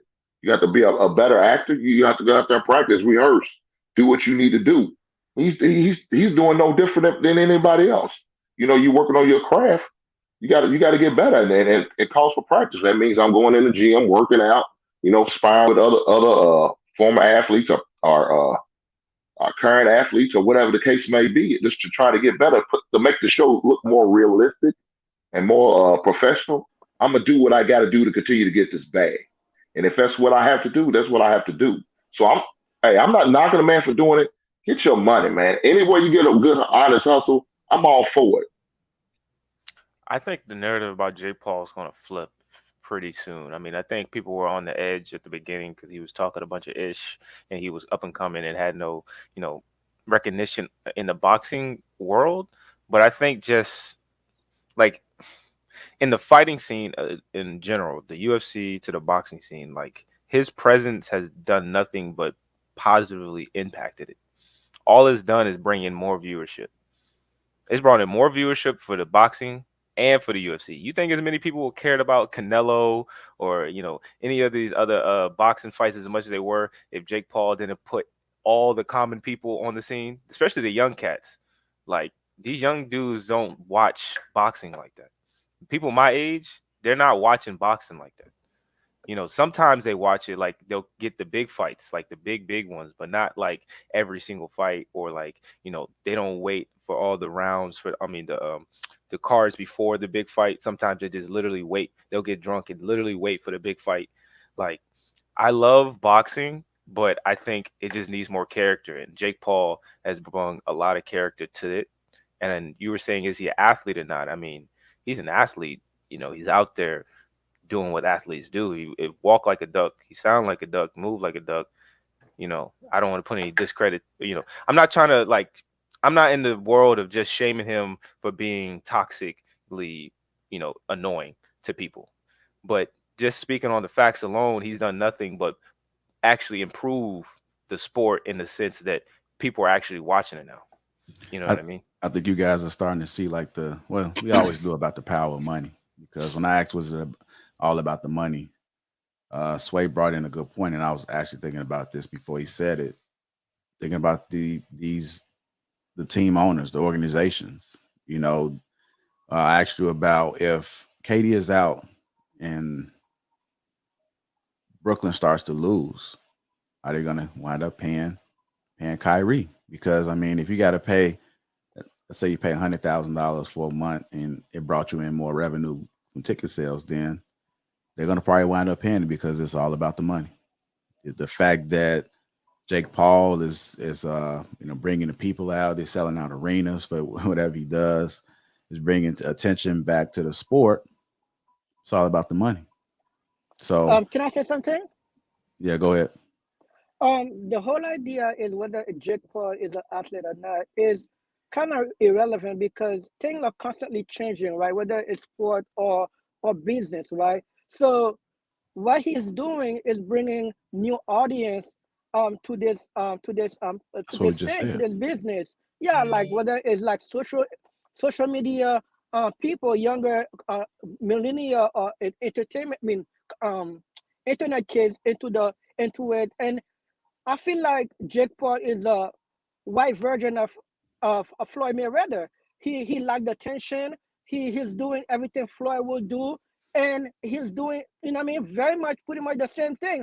Of course, whether it's money driven him, of course, because if you understand Jake Paul's story, both of the brothers, they are young white kid who grew up really poor, and they was trying to make the name for themselves out of Disney, and they lose that, and they were trying to rebrand themselves through social media, and they find a lot of success through it, and they kind of figure it out because they were a kid when they started, right? They kind of figured this thing out, and now they try to grow up their brain.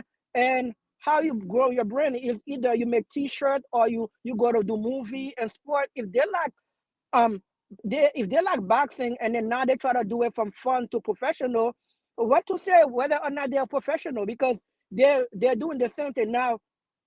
Whether or not he's cheating, because I feel like there might be some cheating going on, because there's no way somebody from who's playing around can beat a really professional sport athlete, because I feel like he might do taking some drug, but that's another story for another day. But whether it's not he's an athlete, that's kind of irrelevant, because things are constantly changing. You know what I mean? Because he's fighting people, he's bringing eye into the stuff. He's not doing anything different from Floyd Mayweather. So I feel like he's a totally athlete now. Whether or not he's gonna fight a real boxer, that's to be seen. You know? Yeah, He's doing what Connor wish he could have did. Exactly. Connor tried to come do this and he failed because he lost his first fight.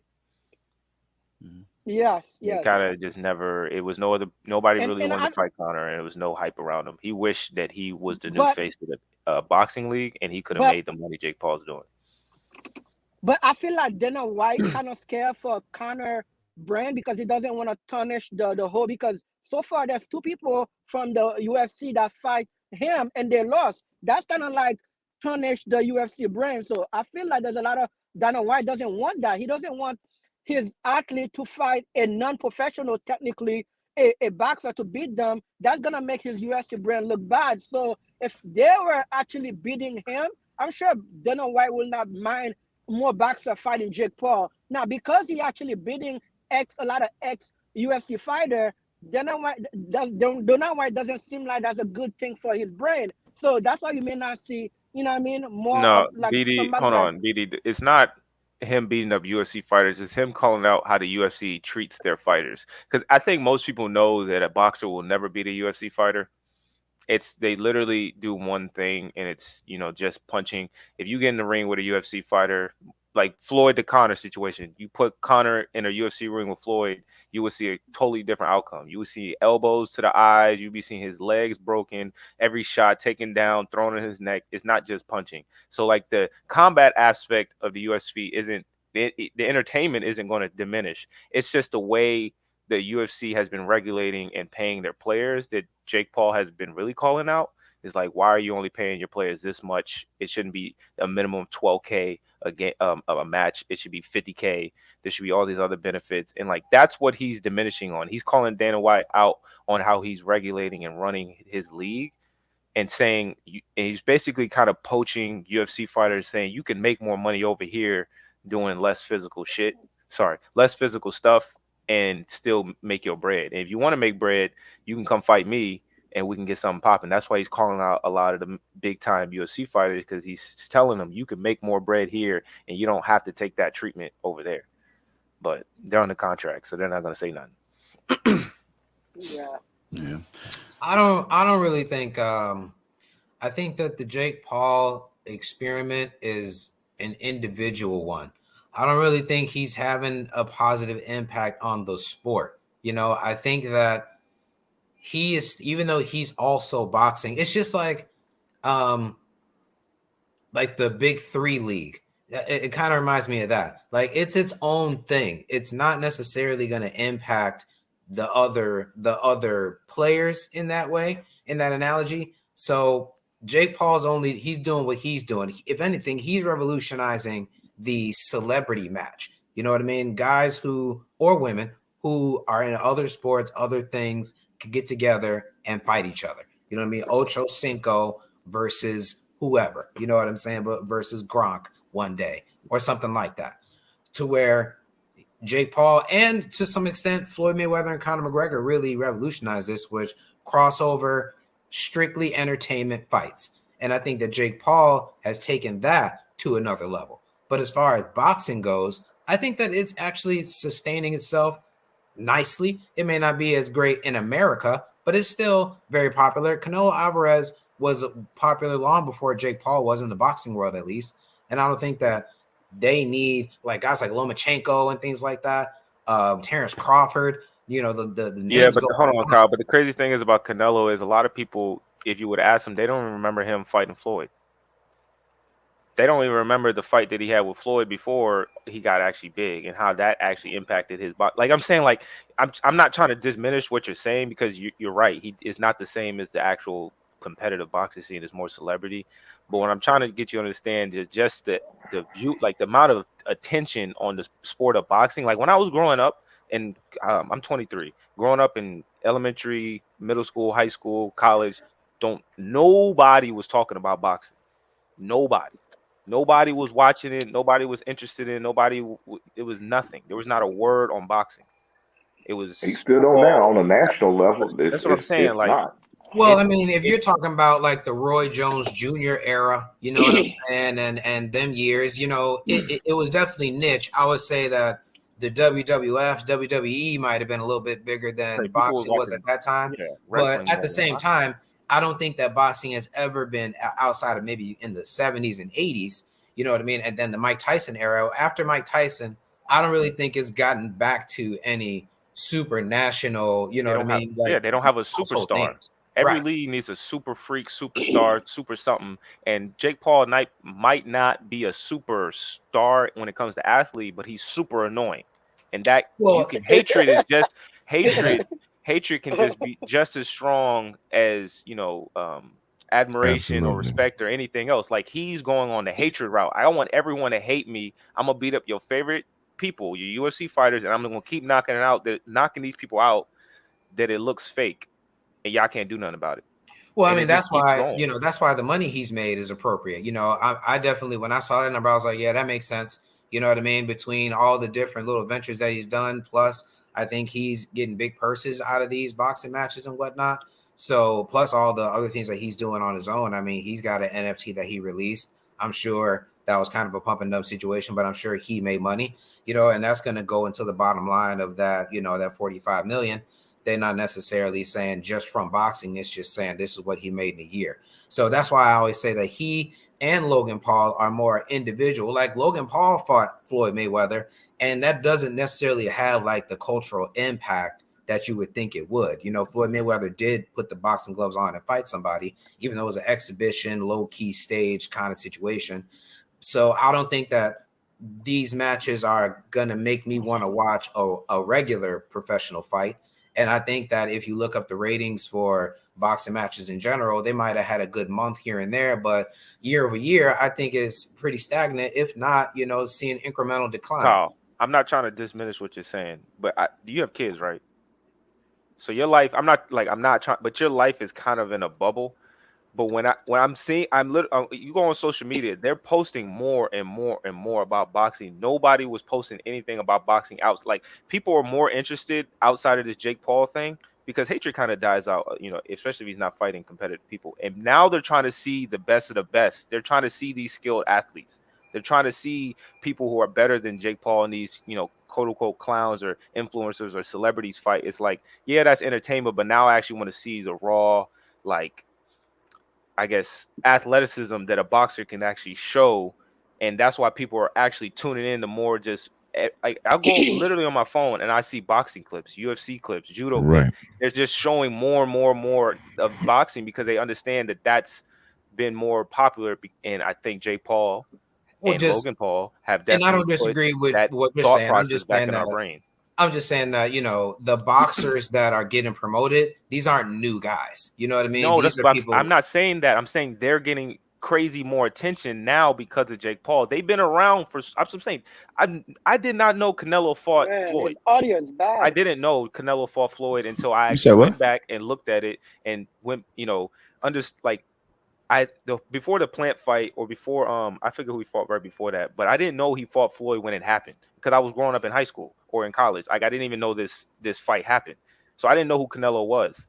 But now you're getting more information on people outside of Canelo. This guy Plant, I didn't know who Plant was. So, like, they are promoting boxing to an extreme now. It's honestly like a top 3, top 5 sport. Like, it's up there with basketball, football, and soccer. I don't know about Canelo. I don't know if Canelo is the best example, but I get what you're saying. They're promoting it now, like top 5 in the sports sphere. Like, tennis ain't it, golf ain't it. Paul thing. I think that that's too much credit to Jake Paul and not enough. Well, him and his brother, and then KSI. I think I would give more recognition to his brother Logan and KSI for starting it up. But I think Jake has just been running with it, with the annoying part about it. Like, he's just like a parasite or a tick that you're trying to get rid of, but he's just around, and it's just. Well, I mean, trolling's gonna always have its place in sports, but I think you'd be giving him too much credit for, I mean, me and my bubble, I still can kind of think of a bunch of boxers who have a good hold on the boxing industry, who are popular in their own right, who I would not at all put them in the same category as Jake Paul, other than the fact that they do the same thing. But I don't think that Jake Paul is doing anything for boxing. I just think that he shows that he can be entertaining, and that boxing can be entertaining still. It's not a dying sport. It's not a dying activity. But I think that the fight industry has been made better maybe by Jake Paul. But boxing specifically, I wouldn't necessarily say that. That's just like saying Conor McGregor did a big thing for boxing back when he boxed Floyd. That's not true. Like I said, he lost. That's I know, different. but just even the build-up, Yeah, like even the anticipation. The anticipation the of Paul the fight. brothers, I mean, they a nice story, but man, anytime Floyd, hate him or love him, anytime that dude fights, he's going to sell out, regardless. And they know he's real. They know he's a real fighter. What people will consider a real fighter, a real boxer who's been in the the ring many of times. What 50 times as far as pro, 51 times I guess maybe. They know he's a legit boxer, and he's going to sell it every time he comes on. Every time he comes on TV, regardless of who he fights, he's going to sell out. Jake Paul, man, I wouldn't want to put no money on that. I just wouldn't. See, I think what Jake Paul created was kind of like he cultivated something in between real boxers and real UFC fighters. Even though you mentioned Conor McGregor losing, I think what it did, it put the battery in people's back. Like, we just saw the best fighter ever fight, at the time, one of the top UFC people, and it wasn't a horrible match. You understand what I'm saying? Considering the skill difference. You understand what I'm saying? So it made them think like, yo, let's see if we could cultivate something where you can have these two meet. Maybe the best boxers, because see, you have a lot of people in UFC, they have no ground game. They're straight boxers. And they wish that they can go somewhere where they can use that more so than the ground game and you know what I mean? So he set that up. On these events, you'll have your little celebrities at the bottom. Jake Paul will be the final fight. But in between that, they put a lot of those mid-tier boxers on those cards. There was a few boxers that I found out about that I was like, yo, they scrapped it out. Followed their next fight outside of that Triller arena or whatever. So I agree with Sway in that regard. It is putting more eyes. It is impacting because people who, enjoyed a good fight, you'll start following that fighter. There was a couple of people that I started following because of that, event that was a joke or, so it does happen. And for the young people, that's where it's at. People like me, I'm not their market, but it worked on me. Hey, let me tell you another reason why these boys sell, because they're white. They always looking for the next great white hype, man. They always are, and it's always going to be like it. There's nothing we can do. They're always looking for that great white hype. But they're also fighting people who are not white. Who? They're also fighting people who are not white. It doesn't matter. It matters on both ends. If there were just two white people fighting, Sway, but they want to see the great white hype. They looking for the next great white chat. They looking for the next Roxy Marciano. That's who they're looking for. You telling me that Logan Paul, a white guy, fighting KSI, a black man, as their first fight? They want to see that white boy win. They want to see that white guy win. If they put, I doubt let's say they put Jake Paul against Mr. Beast. I mean, that might get some attention, but that's not like, it's just like two cornballs fighting each other. But if it's Jake Paul versus KSI or Jake Paul versus Tyron Woodley or whoever, or Nate Robinson, people care.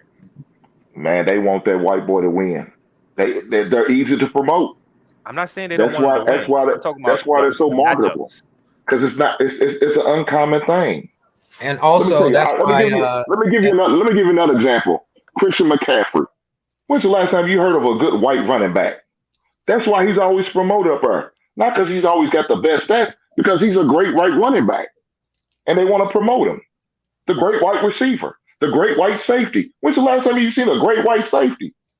Jason Sehorn? You have it. Great white corners. That's just not. So anytime they get one, they're going to promote him to the end. I think that's what they're doing with Jake Paul. I think they're getting behind it. Right. And I think you're right on that. And on that point, I think you're right. I think multiple things can be right, and so I'm not discrediting what you're saying. I was gonna say something to Jay's point about the influence. I think in the next 5 to 10 years, you're gonna see a main card fight with actual boxers, then you're gonna see a celebrity fight. Those are gonna be like in just boxing. to get the amount of attention in it, it's not going to be separate anymore where it's celebrities and then, professional. It's going to be like kind of how Jake Paul's doing it, where there are going to be both. And I think it's going to they're going to, like, the boxing world is going to start trying to sign celebrities to fight as a card. But then I don't think that's good for the sport. I think it's good for entertainment value. Like, we'll be entertained, and it won't be lack for headlines. It won't be lack for views. I think that it wasn't lost on everybody on how much Conor McGregor made in his fight too. That wasn't, he made $100-some million. I think that was one of the biggest driving forces behind the whole crossover athletes doing whatever it is, because they saw, man, if everybody tunes into this and I put the viewership and the gate, maybe a little bit of a percentage as part of my purse, I can make a ton more money over what I would have made as a real, as not necessarily real, but as a traditional fighter, in the MMA or boxing. But I don't necessarily think that it will make me as a kid want to be a boxer because I saw Jake Paul and The Rock fight each other. You know what I mean? It makes me maybe want to be an entertainer of some kind. I want to be in show business, and however that manifests itself is but you'll probably see Kanye and Drake fight each other in the ring or something. Right. But is that gonna progress boxing, or is that just going to be a new form of entertainment that we're all going to be excited for? It's going to be a new form of entertainment we're all going to be excited for, which is going to put eyes back on boxing. Like I said, is it really an athlete at that point? Is Kanye West going to be an athlete? It's entertainment. Is it really a new form? Because they've been doing celebrity boxing for a while now. But I'm saying they're gonna literally merge them together. It's not gonna be two separate forms. Like, I think if the boxing, I don't know the name of the boxing league, but whoever runs that, they were smart. They would start trying to incorporate celebrity boxing into their own league to get their fighters some more clout. Because these fighters are boring and they don't have enough clout as it is. So they got to find another way to get some clout in their league. Maybe. I mean, it's tough. You got a lot of young fighters who are trying to make a name for themselves on their own. I feel like a lot of fighters resent guys like Jake Paul. Gervonta Davis, he's not necessarily trying to be shoulder to shoulder with Jake Paul. You know what I mean? Just from a pride standpoint. So I'm not disagreeing with you. Promoters and venue managers and people like that, vendors. I mean, you want to get a big name boxing match, with real boxers, and then a big name celebrity match probably on the same ticket. That's probably the best way to go. That's a sold out, for sure. But is that driving the sport forward, or is that just entertainment? You know what I'm saying? Driving the sport. I want to see Roger Goodell and Vince McMahon box. That doesn't mean that. The way you said it's a run about money. They don't have enough money. I agree. The reason people box is because of the money. Like you said, 100,000. Like, they want that. That's why everyone's trying to do these celebrity fights or get the big name cards like Floyd or whatever the case may be. But they don't have enough money to pay everybody that. Now, if they had enough money to pay like 50 people that instead of 3 people that, or one person that in every division, but like, they need to get that money from somewhere, and this is going to be the way they do it. I think that's probably the best and smartest business strategy you can to make your players or make your league more entertaining, outside of actually making the fighters themselves more entertaining, like they do in the UFC. Act crazy and wild and talk a bunch of ish and have a bunch of press conferences. And you're gonna have a bunch of I agree. I agree with boxers are gonna resent that for a long time. Like, they, because it does feel disrespectful. Like, why you have this dude that does not understand the science, does not understand the history, and you're trying to put me in the same arena as him. It's looked at as disrespectful, and I can understand it being a pride thing. What is going to counter that is these purses. When you have this top or this mid-tier boxer that has pride in his sport and the history of his sport, and you come to him with a $5 million purse, and he hasn't made $5 million combined in his 8-year career. That's where you're gonna have exactly. That's where they're gonna let that fire go, huh? Boxing thing, though, you know what I'm saying? If it was rock climbing, you know what I'm saying? If they was like, hey, we're gonna do a we're gonna do Greco-Roman, we're gonna do arm wrestling. We're gonna have an arm wrestling tournament. Jake Paul versus versus Ron Artest arm wrestling tournament. We'll be tuned into that joint. So I don't know if we can say because he participated in this activity, he's driving that activity forward. He's promoting himself, promoting entertainment. He's a new guy that we all can get behind and hate on or whatever it is. And because they know how to sell, you know, he knows how to push people buttons. You know what I mean? He would never snatch off the hat of another fighter. You know, he does that to Floyd. You know, talk the way he talks about Tyron Woodley in the first two fights. He was acting like he was appreciative of Tyron in the last one. But the first two, you know, he'd be as disrespectful as you want. He tried to do that with Conor McGregor, and it wasn't really working. People weren't really checking for it like that. So I don't think that doing all of that is within the world of boxing. It's just, so I think that guys like Ryan Garcia, who has all the marketability in the world, he got to be somewhere upset because, you know what I'm saying? I know he didn't make no 60 or 45 million to $60 million in the year 2021. He's supposed to be he was rated like the most marketable upcoming athlete like in the world or something like that over Zion and everybody. And I don't know if you know who Ryan Garcia is, but he's an up and coming Latino boxer, has the look, has everything. I think he's a champion, but for whatever reason, him and Gervonta Davis can't get a fight going. So you know how that goes. Because he don't want to fight. He is one of these influencers now because he's gotten to the TikTok and the Instagram and whatever space. Now he's more social media. Like he's like entertainment. He's just punching bags and do speedy hands and like basically crap like that. Like I know who you're talking about, Ryan Garcia. Like I know so that I feel like that's Jake Paul. Jake Paul showed you that, you know, there's plenty of ways to get $1 million. So you don't got to go to that kind of segue into my next point too. Go ahead, JR. Yeah, that's kind of a segue into my next point that I want to bring up. When I was looking at Jake Paul, I was thinking a little bit about Antonio Brown and what's going on with him currently. I don't know if you guys can see the relation there, but the one thing I can say about Antonio Brown, he's been in the NFL for 12 years, and he has built himself a brand.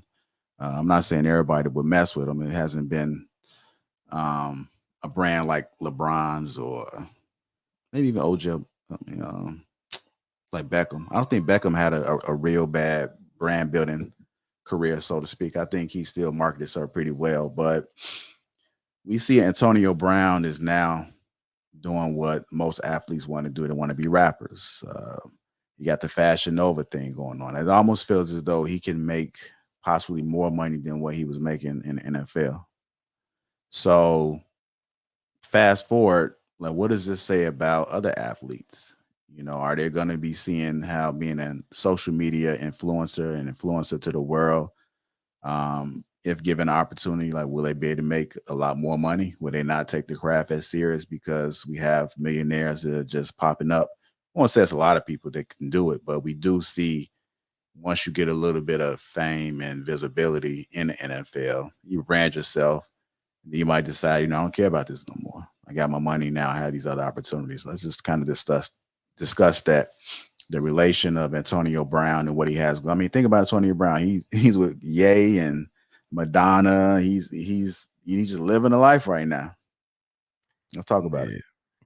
I think he's always felt he was bigger than the sport. You know what I mean? He's always moved like that. So, and he probably had the countdown in his head of, you know, how much more of this NFL politics am I going to take before I get into the next part of what I want to do with my life. So I think he always had that kind of timer in his head.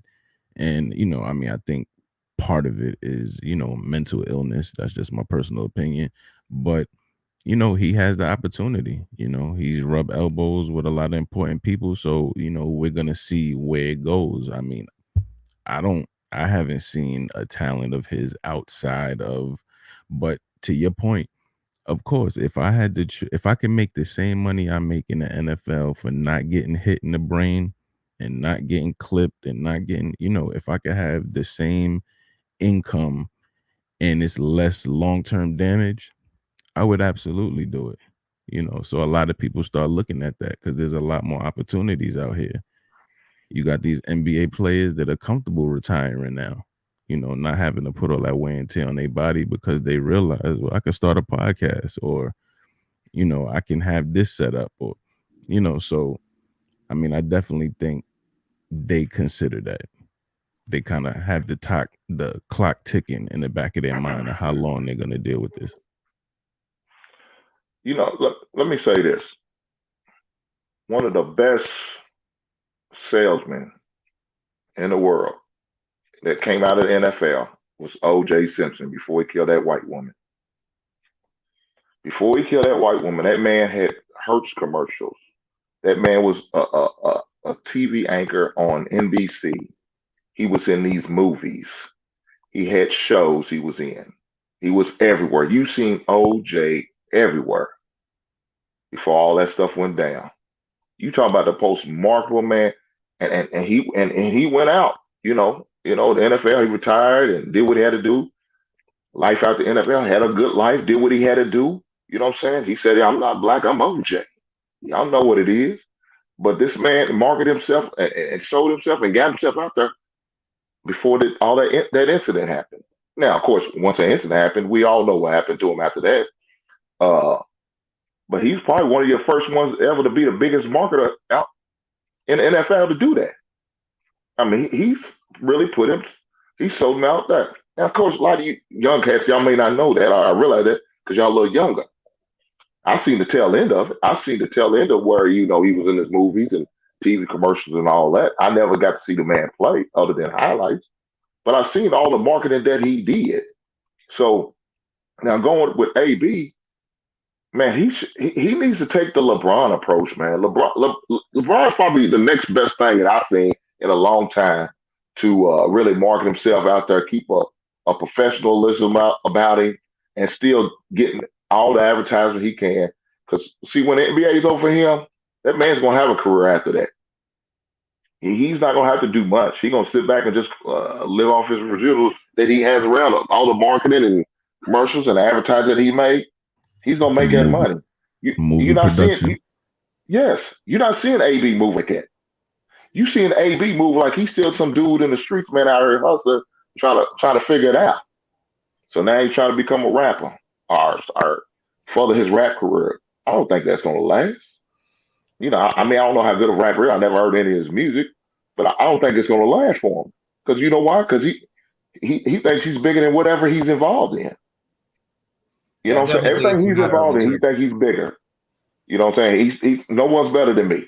No, dog. Sometimes you got to humble yourself. Sometimes you got to humble yourself, and you have to take that pill, swallow that, eat that crow, man. Do what you got to do. But that's just not in him. So I don't see whatever he's doing right now being successful. Being for long. Even as crazy as Kanye is, man, he might get tired of him. Man, I'm done with you. It's not worth fooling with you. When I was listening to him, he said that him and Kanye got a song that's about to get released. So I mean, I know it is, and I'm pretty sure you saved up some of that money. I would think he would. I mean, he got 12 years in the NFL, and he's been getting paid, right? I haven't been following his career like that, but has he been getting some big checks? His biggest contract was with the Steelers. I think his re-sign with the Steelers was upwards of like $20 or $40 million somewhere in there. But I mean, after that, no, I'm sorry, he got Steelers money, and the Raiders gave him a big contract that he ultimately didn't honor. But I think he had a big signing bonus with them. But since then, he's made money. I think he's made upwards of like $70 or $80 million. But you figure half of that's going to be taxes. And, a lot of that is some of the lifestyle choices that he's made and he's going to have to account for. So it's hard to really know how much, which is why I was going to say it's really a matter of character and integrity, because, all money might get you the same result in regards to having money, but there's going to be a difference between what AB is going to have to do to, to keep his checks up versus what, guys like LeBron or Dwayne Wade or, Gronkowski, guys like that who are in good standing among the public. Antonio Brown's going to end up on VH1, one of these little reality shows, or he's going to be a celebrity boxer himself. You know what I'm saying? Or he's going to have to release rap albums and all that kind of stuff. You know what I mean? Doing stuff that, I mean, I'm sure it's going to increase his visibility on social media and among the culture of being this bad boy now. But all that money ain't necessarily good money in the long term. You know what I mean? So while he's doing that, some of his colleagues are doing production deals and, you know, releasing fashion lines or whatever it is, getting into the crypto business. And Antonio Brown's over here, he on Love and Hip Hop or something like that.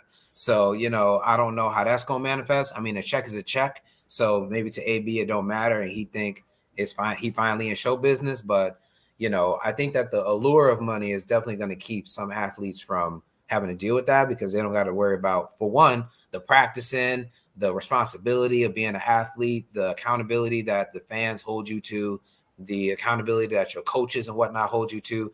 If you can make the same $10 to $12 million being a social media influencer and all of that, then, I mean, who wouldn't do that? Would you rather play football and be getting cussed out by your coach and you got to run these routes and getting smashed by defensive backs, or, you know, have somebody pay you, you know, 500 grand to post something on your Instagram?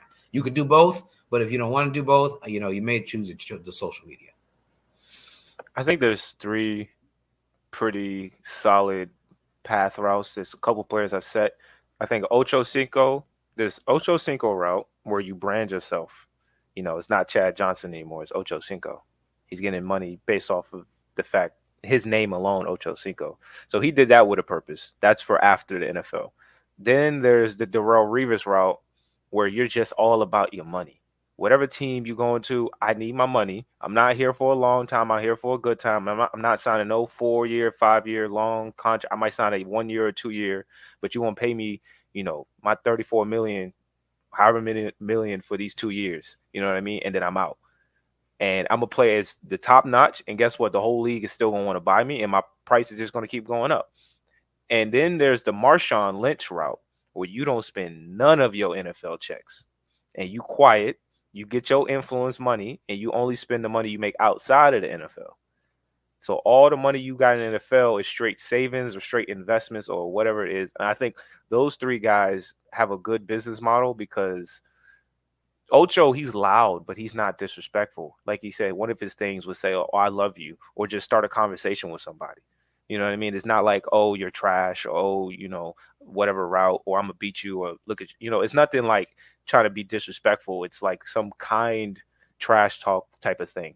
And he still got his money, and people love him for that. Darrelle, he was quiet, but he was elite, and he got his money, and he was only there. He was quiet. He literally didn't talk. If you saw AB, he messed up a $30 million bag because he couldn't just show up. You know what I mean? Darrelle wasn't going to do that.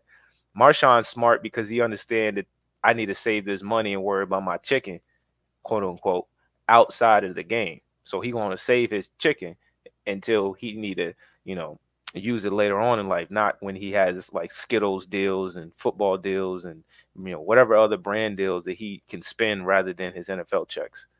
I mean, I think those are probably good 3 models outside of, I guess, being a quarterback, you know, being a skills position that you could follow if you wanted, you know, to make money in the NFL.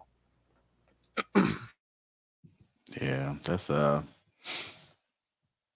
it's kind of interesting, man. I just hope that people, if you do decide to go that route, well, if you're an athlete, anybody should just be branding themselves. It's almost like having multiple streams of income.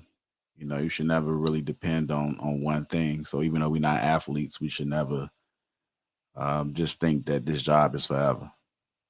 You know, like whatever it is you may be doing, you have to set yourself up and think about your future, because the reality of it, a lot of things that we doing, a lot of companies we work for, whether you're an athlete or not, you just a number. You just a talent. You just there to bring in a fan base, bring in revenue. A lot of things always boil down to money, because unfortunately we have made money power to be powerful in the universe. It is what it is. Money talks. You'd be surprised what people's principles are and the things they stand on, how to fold with the right amount of money. We see it all the time. People just give it up because they look at it as being a once in a lifetime opportunity or chance. So, I mean, I definitely think that a guy, you know, you could look at a guy like Odell Beckham Jr. I bet you he'll make more money away from football than he has with football. So whenever he decides to retire and become maybe a spokesperson, have his own podcast, maybe have a fashion line, a jewelry line, all these kind of things. I mean, the market is changing. So, you know, he might have his own Odell coin or something like that. And You know he's how a much guy, money? and Go he's a ahead. guy who, you know, I think that, I don't know if he'll make more, but he's just a kind of guy who I think will retire from football and not miss a beat in regards to his brand. You know what I'm saying? Versus, you know, maybe a Christian McCaffrey who may have to work a little bit towards it, or even like a Ben Roethlisberger. I don't know if Ben Roethlisberger is really going to be that guy once he retires. And I know that a guy like Cam Newton, another example, he was trying to sashay something, you know, post football. And I think that the way he went out of the game was hindering him a little bit. So I think that the next year or two, we're probably going to see him doing a bunch of different things. So I really think it just depends on what your status was as an athlete, what the public view of you was in terms of what kind of money you're going to get, whether you're going to end up on a reality show or if you're going to be like a respected veteran who's going to have his own podcast and all this other stuff. So it really just depends. I mean, you got to look at Tom Brady as a example, who's a guy who's setting himself all the way up outside of football with the different little ventures he's been involved in. You know, he got a little show on ESPN Plus. He's got a little radio show he does with what's that, Larry Fitzgerald. I mean, he set himself all the way up, still doing commercials out here between Subway and all of this, man. This man is, you know, he's got what, TB12. I mean, he still got that going on. So there's models that are out there that a guy like AB should have followed, took notes. You know what I'm saying? Instead of going, man. I think AB's always been a rowdy kid. He went the hood route to me. Yeah. He's always been a rowdy kid, but when you get into the league, like if you ask the older cast who the receivers who are around him or know him, they always say he was hardworking. Like he was one of the hardest workers. Like he would go ham when it comes to training. And once you have somebody who's already kind of rowdy and like I wouldn't say hood, but just the mentality of what it is. And then he put in the work. He got his bag, and now he's felt he's bigger than most because of the amount of work in. It's like a Michael Jordan mentality, in a sense. It's like, I'm the best because I put in the work and I put it out there on the field every day and every out. And you better recognize that regardless of how I act, regardless of how I talk to you, regardless of how you know, whatever it is, because I'm here to win games and I'm that guy. So it doesn't matter. I truly believe AB thinks in his brain he is on that Michael Jordan level thought process time. Like, I'm the best, and you either going with what I'm saying or I'm not with it, or I'm not, you know what I mean? It's like a diva-ish type of mentality, but I doubt anyone would call Michael that because he didn't throw his jersey off and leave. But I think AB has the same mindset where he just thinks he can't be wrong. Plus, I bet you it does matter if you have a team too. I bet you Tony Brown, he ain't got no kind of team. It's just him. He got maybe an agent, and his agent's like, hey, okay, you got this opportunity over here. You could, you know, then you got this interview over there. AB's like, am I getting paid on any of that stuff? And that's just how they move. So he probably doesn't even really have anyone that's, you know, really giving him the game like that. I'm sure he's got colleagues around the league and former veterans and whatnot that he could get that from. But if he doesn't necessarily have a day-to-day person that's, you know, sitting down with him and ironing some of this stuff out, I bet you he's not even really doing that kind of stuff. You know, I bet he's making his own decisions, and he's just like, okay, yeah, that's a good look. I'm going to go and do that. And, you know, he just kind of flying by the seat of his pants. And I feel like that's one of the biggest differences. You would look at a guy like, you know, Larry Fitzgerald. I'm sure he's got a team of people. He's already, you know, seems to be taking himself seriously outside of football. So he's never been an issue, but I'm sure he's got a whole team of people that help him get some of his stuff accomplished. So, you know, I agree with you, Sway. I bet you he does think that he's got it all figured out and he's one step ahead of everybody and he probably don't need anybody. So, you know, which is how he's found himself in the position he's at now. Yeah, man, he got a bunch of yes men around him. He ain't got nobody's going to stand up and disagree with him at all. There's nothing but yes man. Going to tell him what he want to hear, because guess what? They're leeching off of him. I can't mess him up, because if I tell him no, then I ain't eating no more, and I ain't with that. They want to continue to eat, so they're gonna tell him whatever he wants to hear. Yeah. All right, y'all. I think we're gonna wrap this up, man. Let y'all get to football. No, football just started 13 minutes ago, so it's been a great show, man. I appreciate you, brothers. If you guys were watching and haven't already done so, hit that like button. Hit it on your way out. Thank you guys for tuning in. We appreciate you, man. Until next time, we are out. Hey, JR. What's up? Hey, man, when you going to get some grown man sizes in the Lapeef sweatshirts, man? Oh, man, what size you need, man? I need 3X, man. I can't. I'm on the site. I can't find no 3X. I'm big. I'm a big body, baby. Okay, you know what I'm gonna do? I'm gonna make sure on the next merch, everything else, I'm gonna always make your size. Put it that way. Okay, cool. Yeah. What about the hats, man? I looked on the hats not too long ago. Y'all was out of stock. I need me a new hat, my guy. We got some hats on there. I need me a hat too, actually. We restocked the hats. Yeah. Like we got some hats on there. All right, bet. You know, yeah. I don't think y'all haven't looked recently. Y'all must have looked It's a couple weeks up ago. on the summer hats, but we definitely got. I got these joints on there right now. Bet. Yeah, I've seen those, but I'm not a hat guy. But I'm trying to get a sweatshirt, bro. I'm trying to promote the bees, but I can't find the romance sizes. You know what? One of my guys, I got do one for him too, because he's a 2X. So I got to make sure I keep them in mind. But you know what? Sometimes they sit, man. But I may do every now and then. I may do like 1 or 2 sizes because I do know that there's some people that be checking for them. You could do pre-order sales. Yeah. Be like, how many people would actually do this? And like, you know, you can buy it beforehand and I'll order it. But you don't have to like buy it 50 in bulk and then expect 50 people. You know what I mean? People do that. Man. No, I don't know if I made it to that status of pre-order yet, man. I ain't that big yet, man. I got to humble myself. I'm just staying in my lane. You know, I know that's right. Don't take that A/B approach, baby. You're right. I'm gonna sell my little 13 and you just be okay with them 13.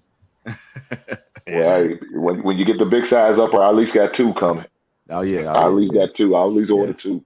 Yeah. Like I'm gonna definitely keep that in mind as far as the 3X. I'm gonna put that in my notes. Put that on my board right here. I got. You got plenty of mediums. You got plenty of mediums, so I'm good. Ah, man, we got plenty of the baby size. God damn. Yeah. All right. I definitely appreciate y'all, man. Let me play this. Actually, let me end it on the commercial, man. Who ain't seen the commercial yet? Y'all seen it yet? Yeah. You ain't seen it? I did see it. Was you Yeah. What about you, Jay? You seen it yet? Nah, it's a new commercial. Oh yeah, it's a new commercial. Let me play it for you, man. So so just at least stick around just so y'all can purchase y'all Teach handling, because after this commercial, y'all definitely gonna want to try it, man. Because that skin was on. That's right. Yeah, that skin was on fleek. All right, here we go. It's too early, but that's okay. My gym workout was phenomenal. Before I went home, I decided to stop over at my mother's house. I haven't seen my mother in 2 months. I know she's going to be very surprised to see me. I can't wait. What the?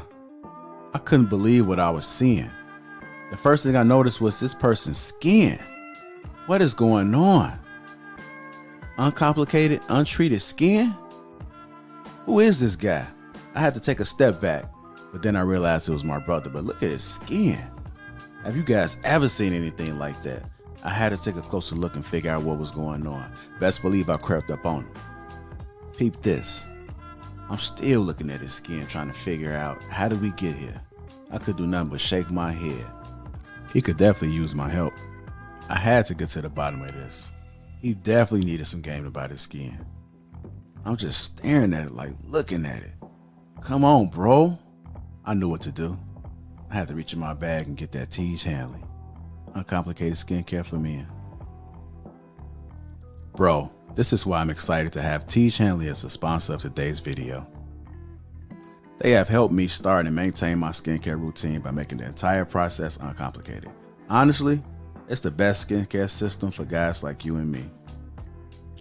I recommend you start with their level 1 system, which comes with all the basics. A daily face wash to get rid of the dirt and the grime on your skin, a 2 times per week exfoliating scrub to get rid of the dead skin cells, an AM moisturizer with SPF 20 because you should always be protecting your skin from the sun, and a PM moisturizer to help your skin stay hydrated and healthy throughout the night. My brother was so excited. My favorite part about Teach Hanley is that every box comes with an instruction card that tells you when to use each product, how much to use, and in what order. They really make the process of achieving and maintaining amazing skin easy. Shout out to Teach Hanley. And because Teach Hanley is sponsoring today's video, they're offering my viewers a great deal. Just click the first link in the description, and not only will you get Teach Hanley for the best possible price, but they'll also give you a free gift with your first box. Click that link and get started today for just $30. Feel the Teach. Let the Teach force be with you.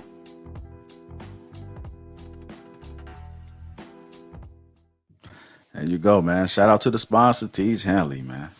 Bruh. Bro, what did I just watch? That Shout out was to T.J. Hadley, baby. That shit was pretty good. that was great. Yeah, man. Wow. Yeah. Yeah, you He still got said- the mask, baby. Yeah, I still got the mask, man. I'm like, what the fuck is he doing? It's that washing freak. Oh man, that was funny. That was good stuff, baby. Good stuff. I wasn't Yeah, expecting man. that mask. He said, huh? Yeah, I know, man. I wasn't expecting it either, man. I'm just sitting here. Maybe all type of crazy things going on in my head, man. I just like to create, though. It is what it is. But appreciate y'all, brothers, man. Go ahead and get to y'all Sunday. Thank you guys for watching. Hit the like button on the way out. And we out. And I'm going to run that song. That's one of my favorite songs. Much love. Everybody be safe. Be easy. All right, All right, y'all. y'all.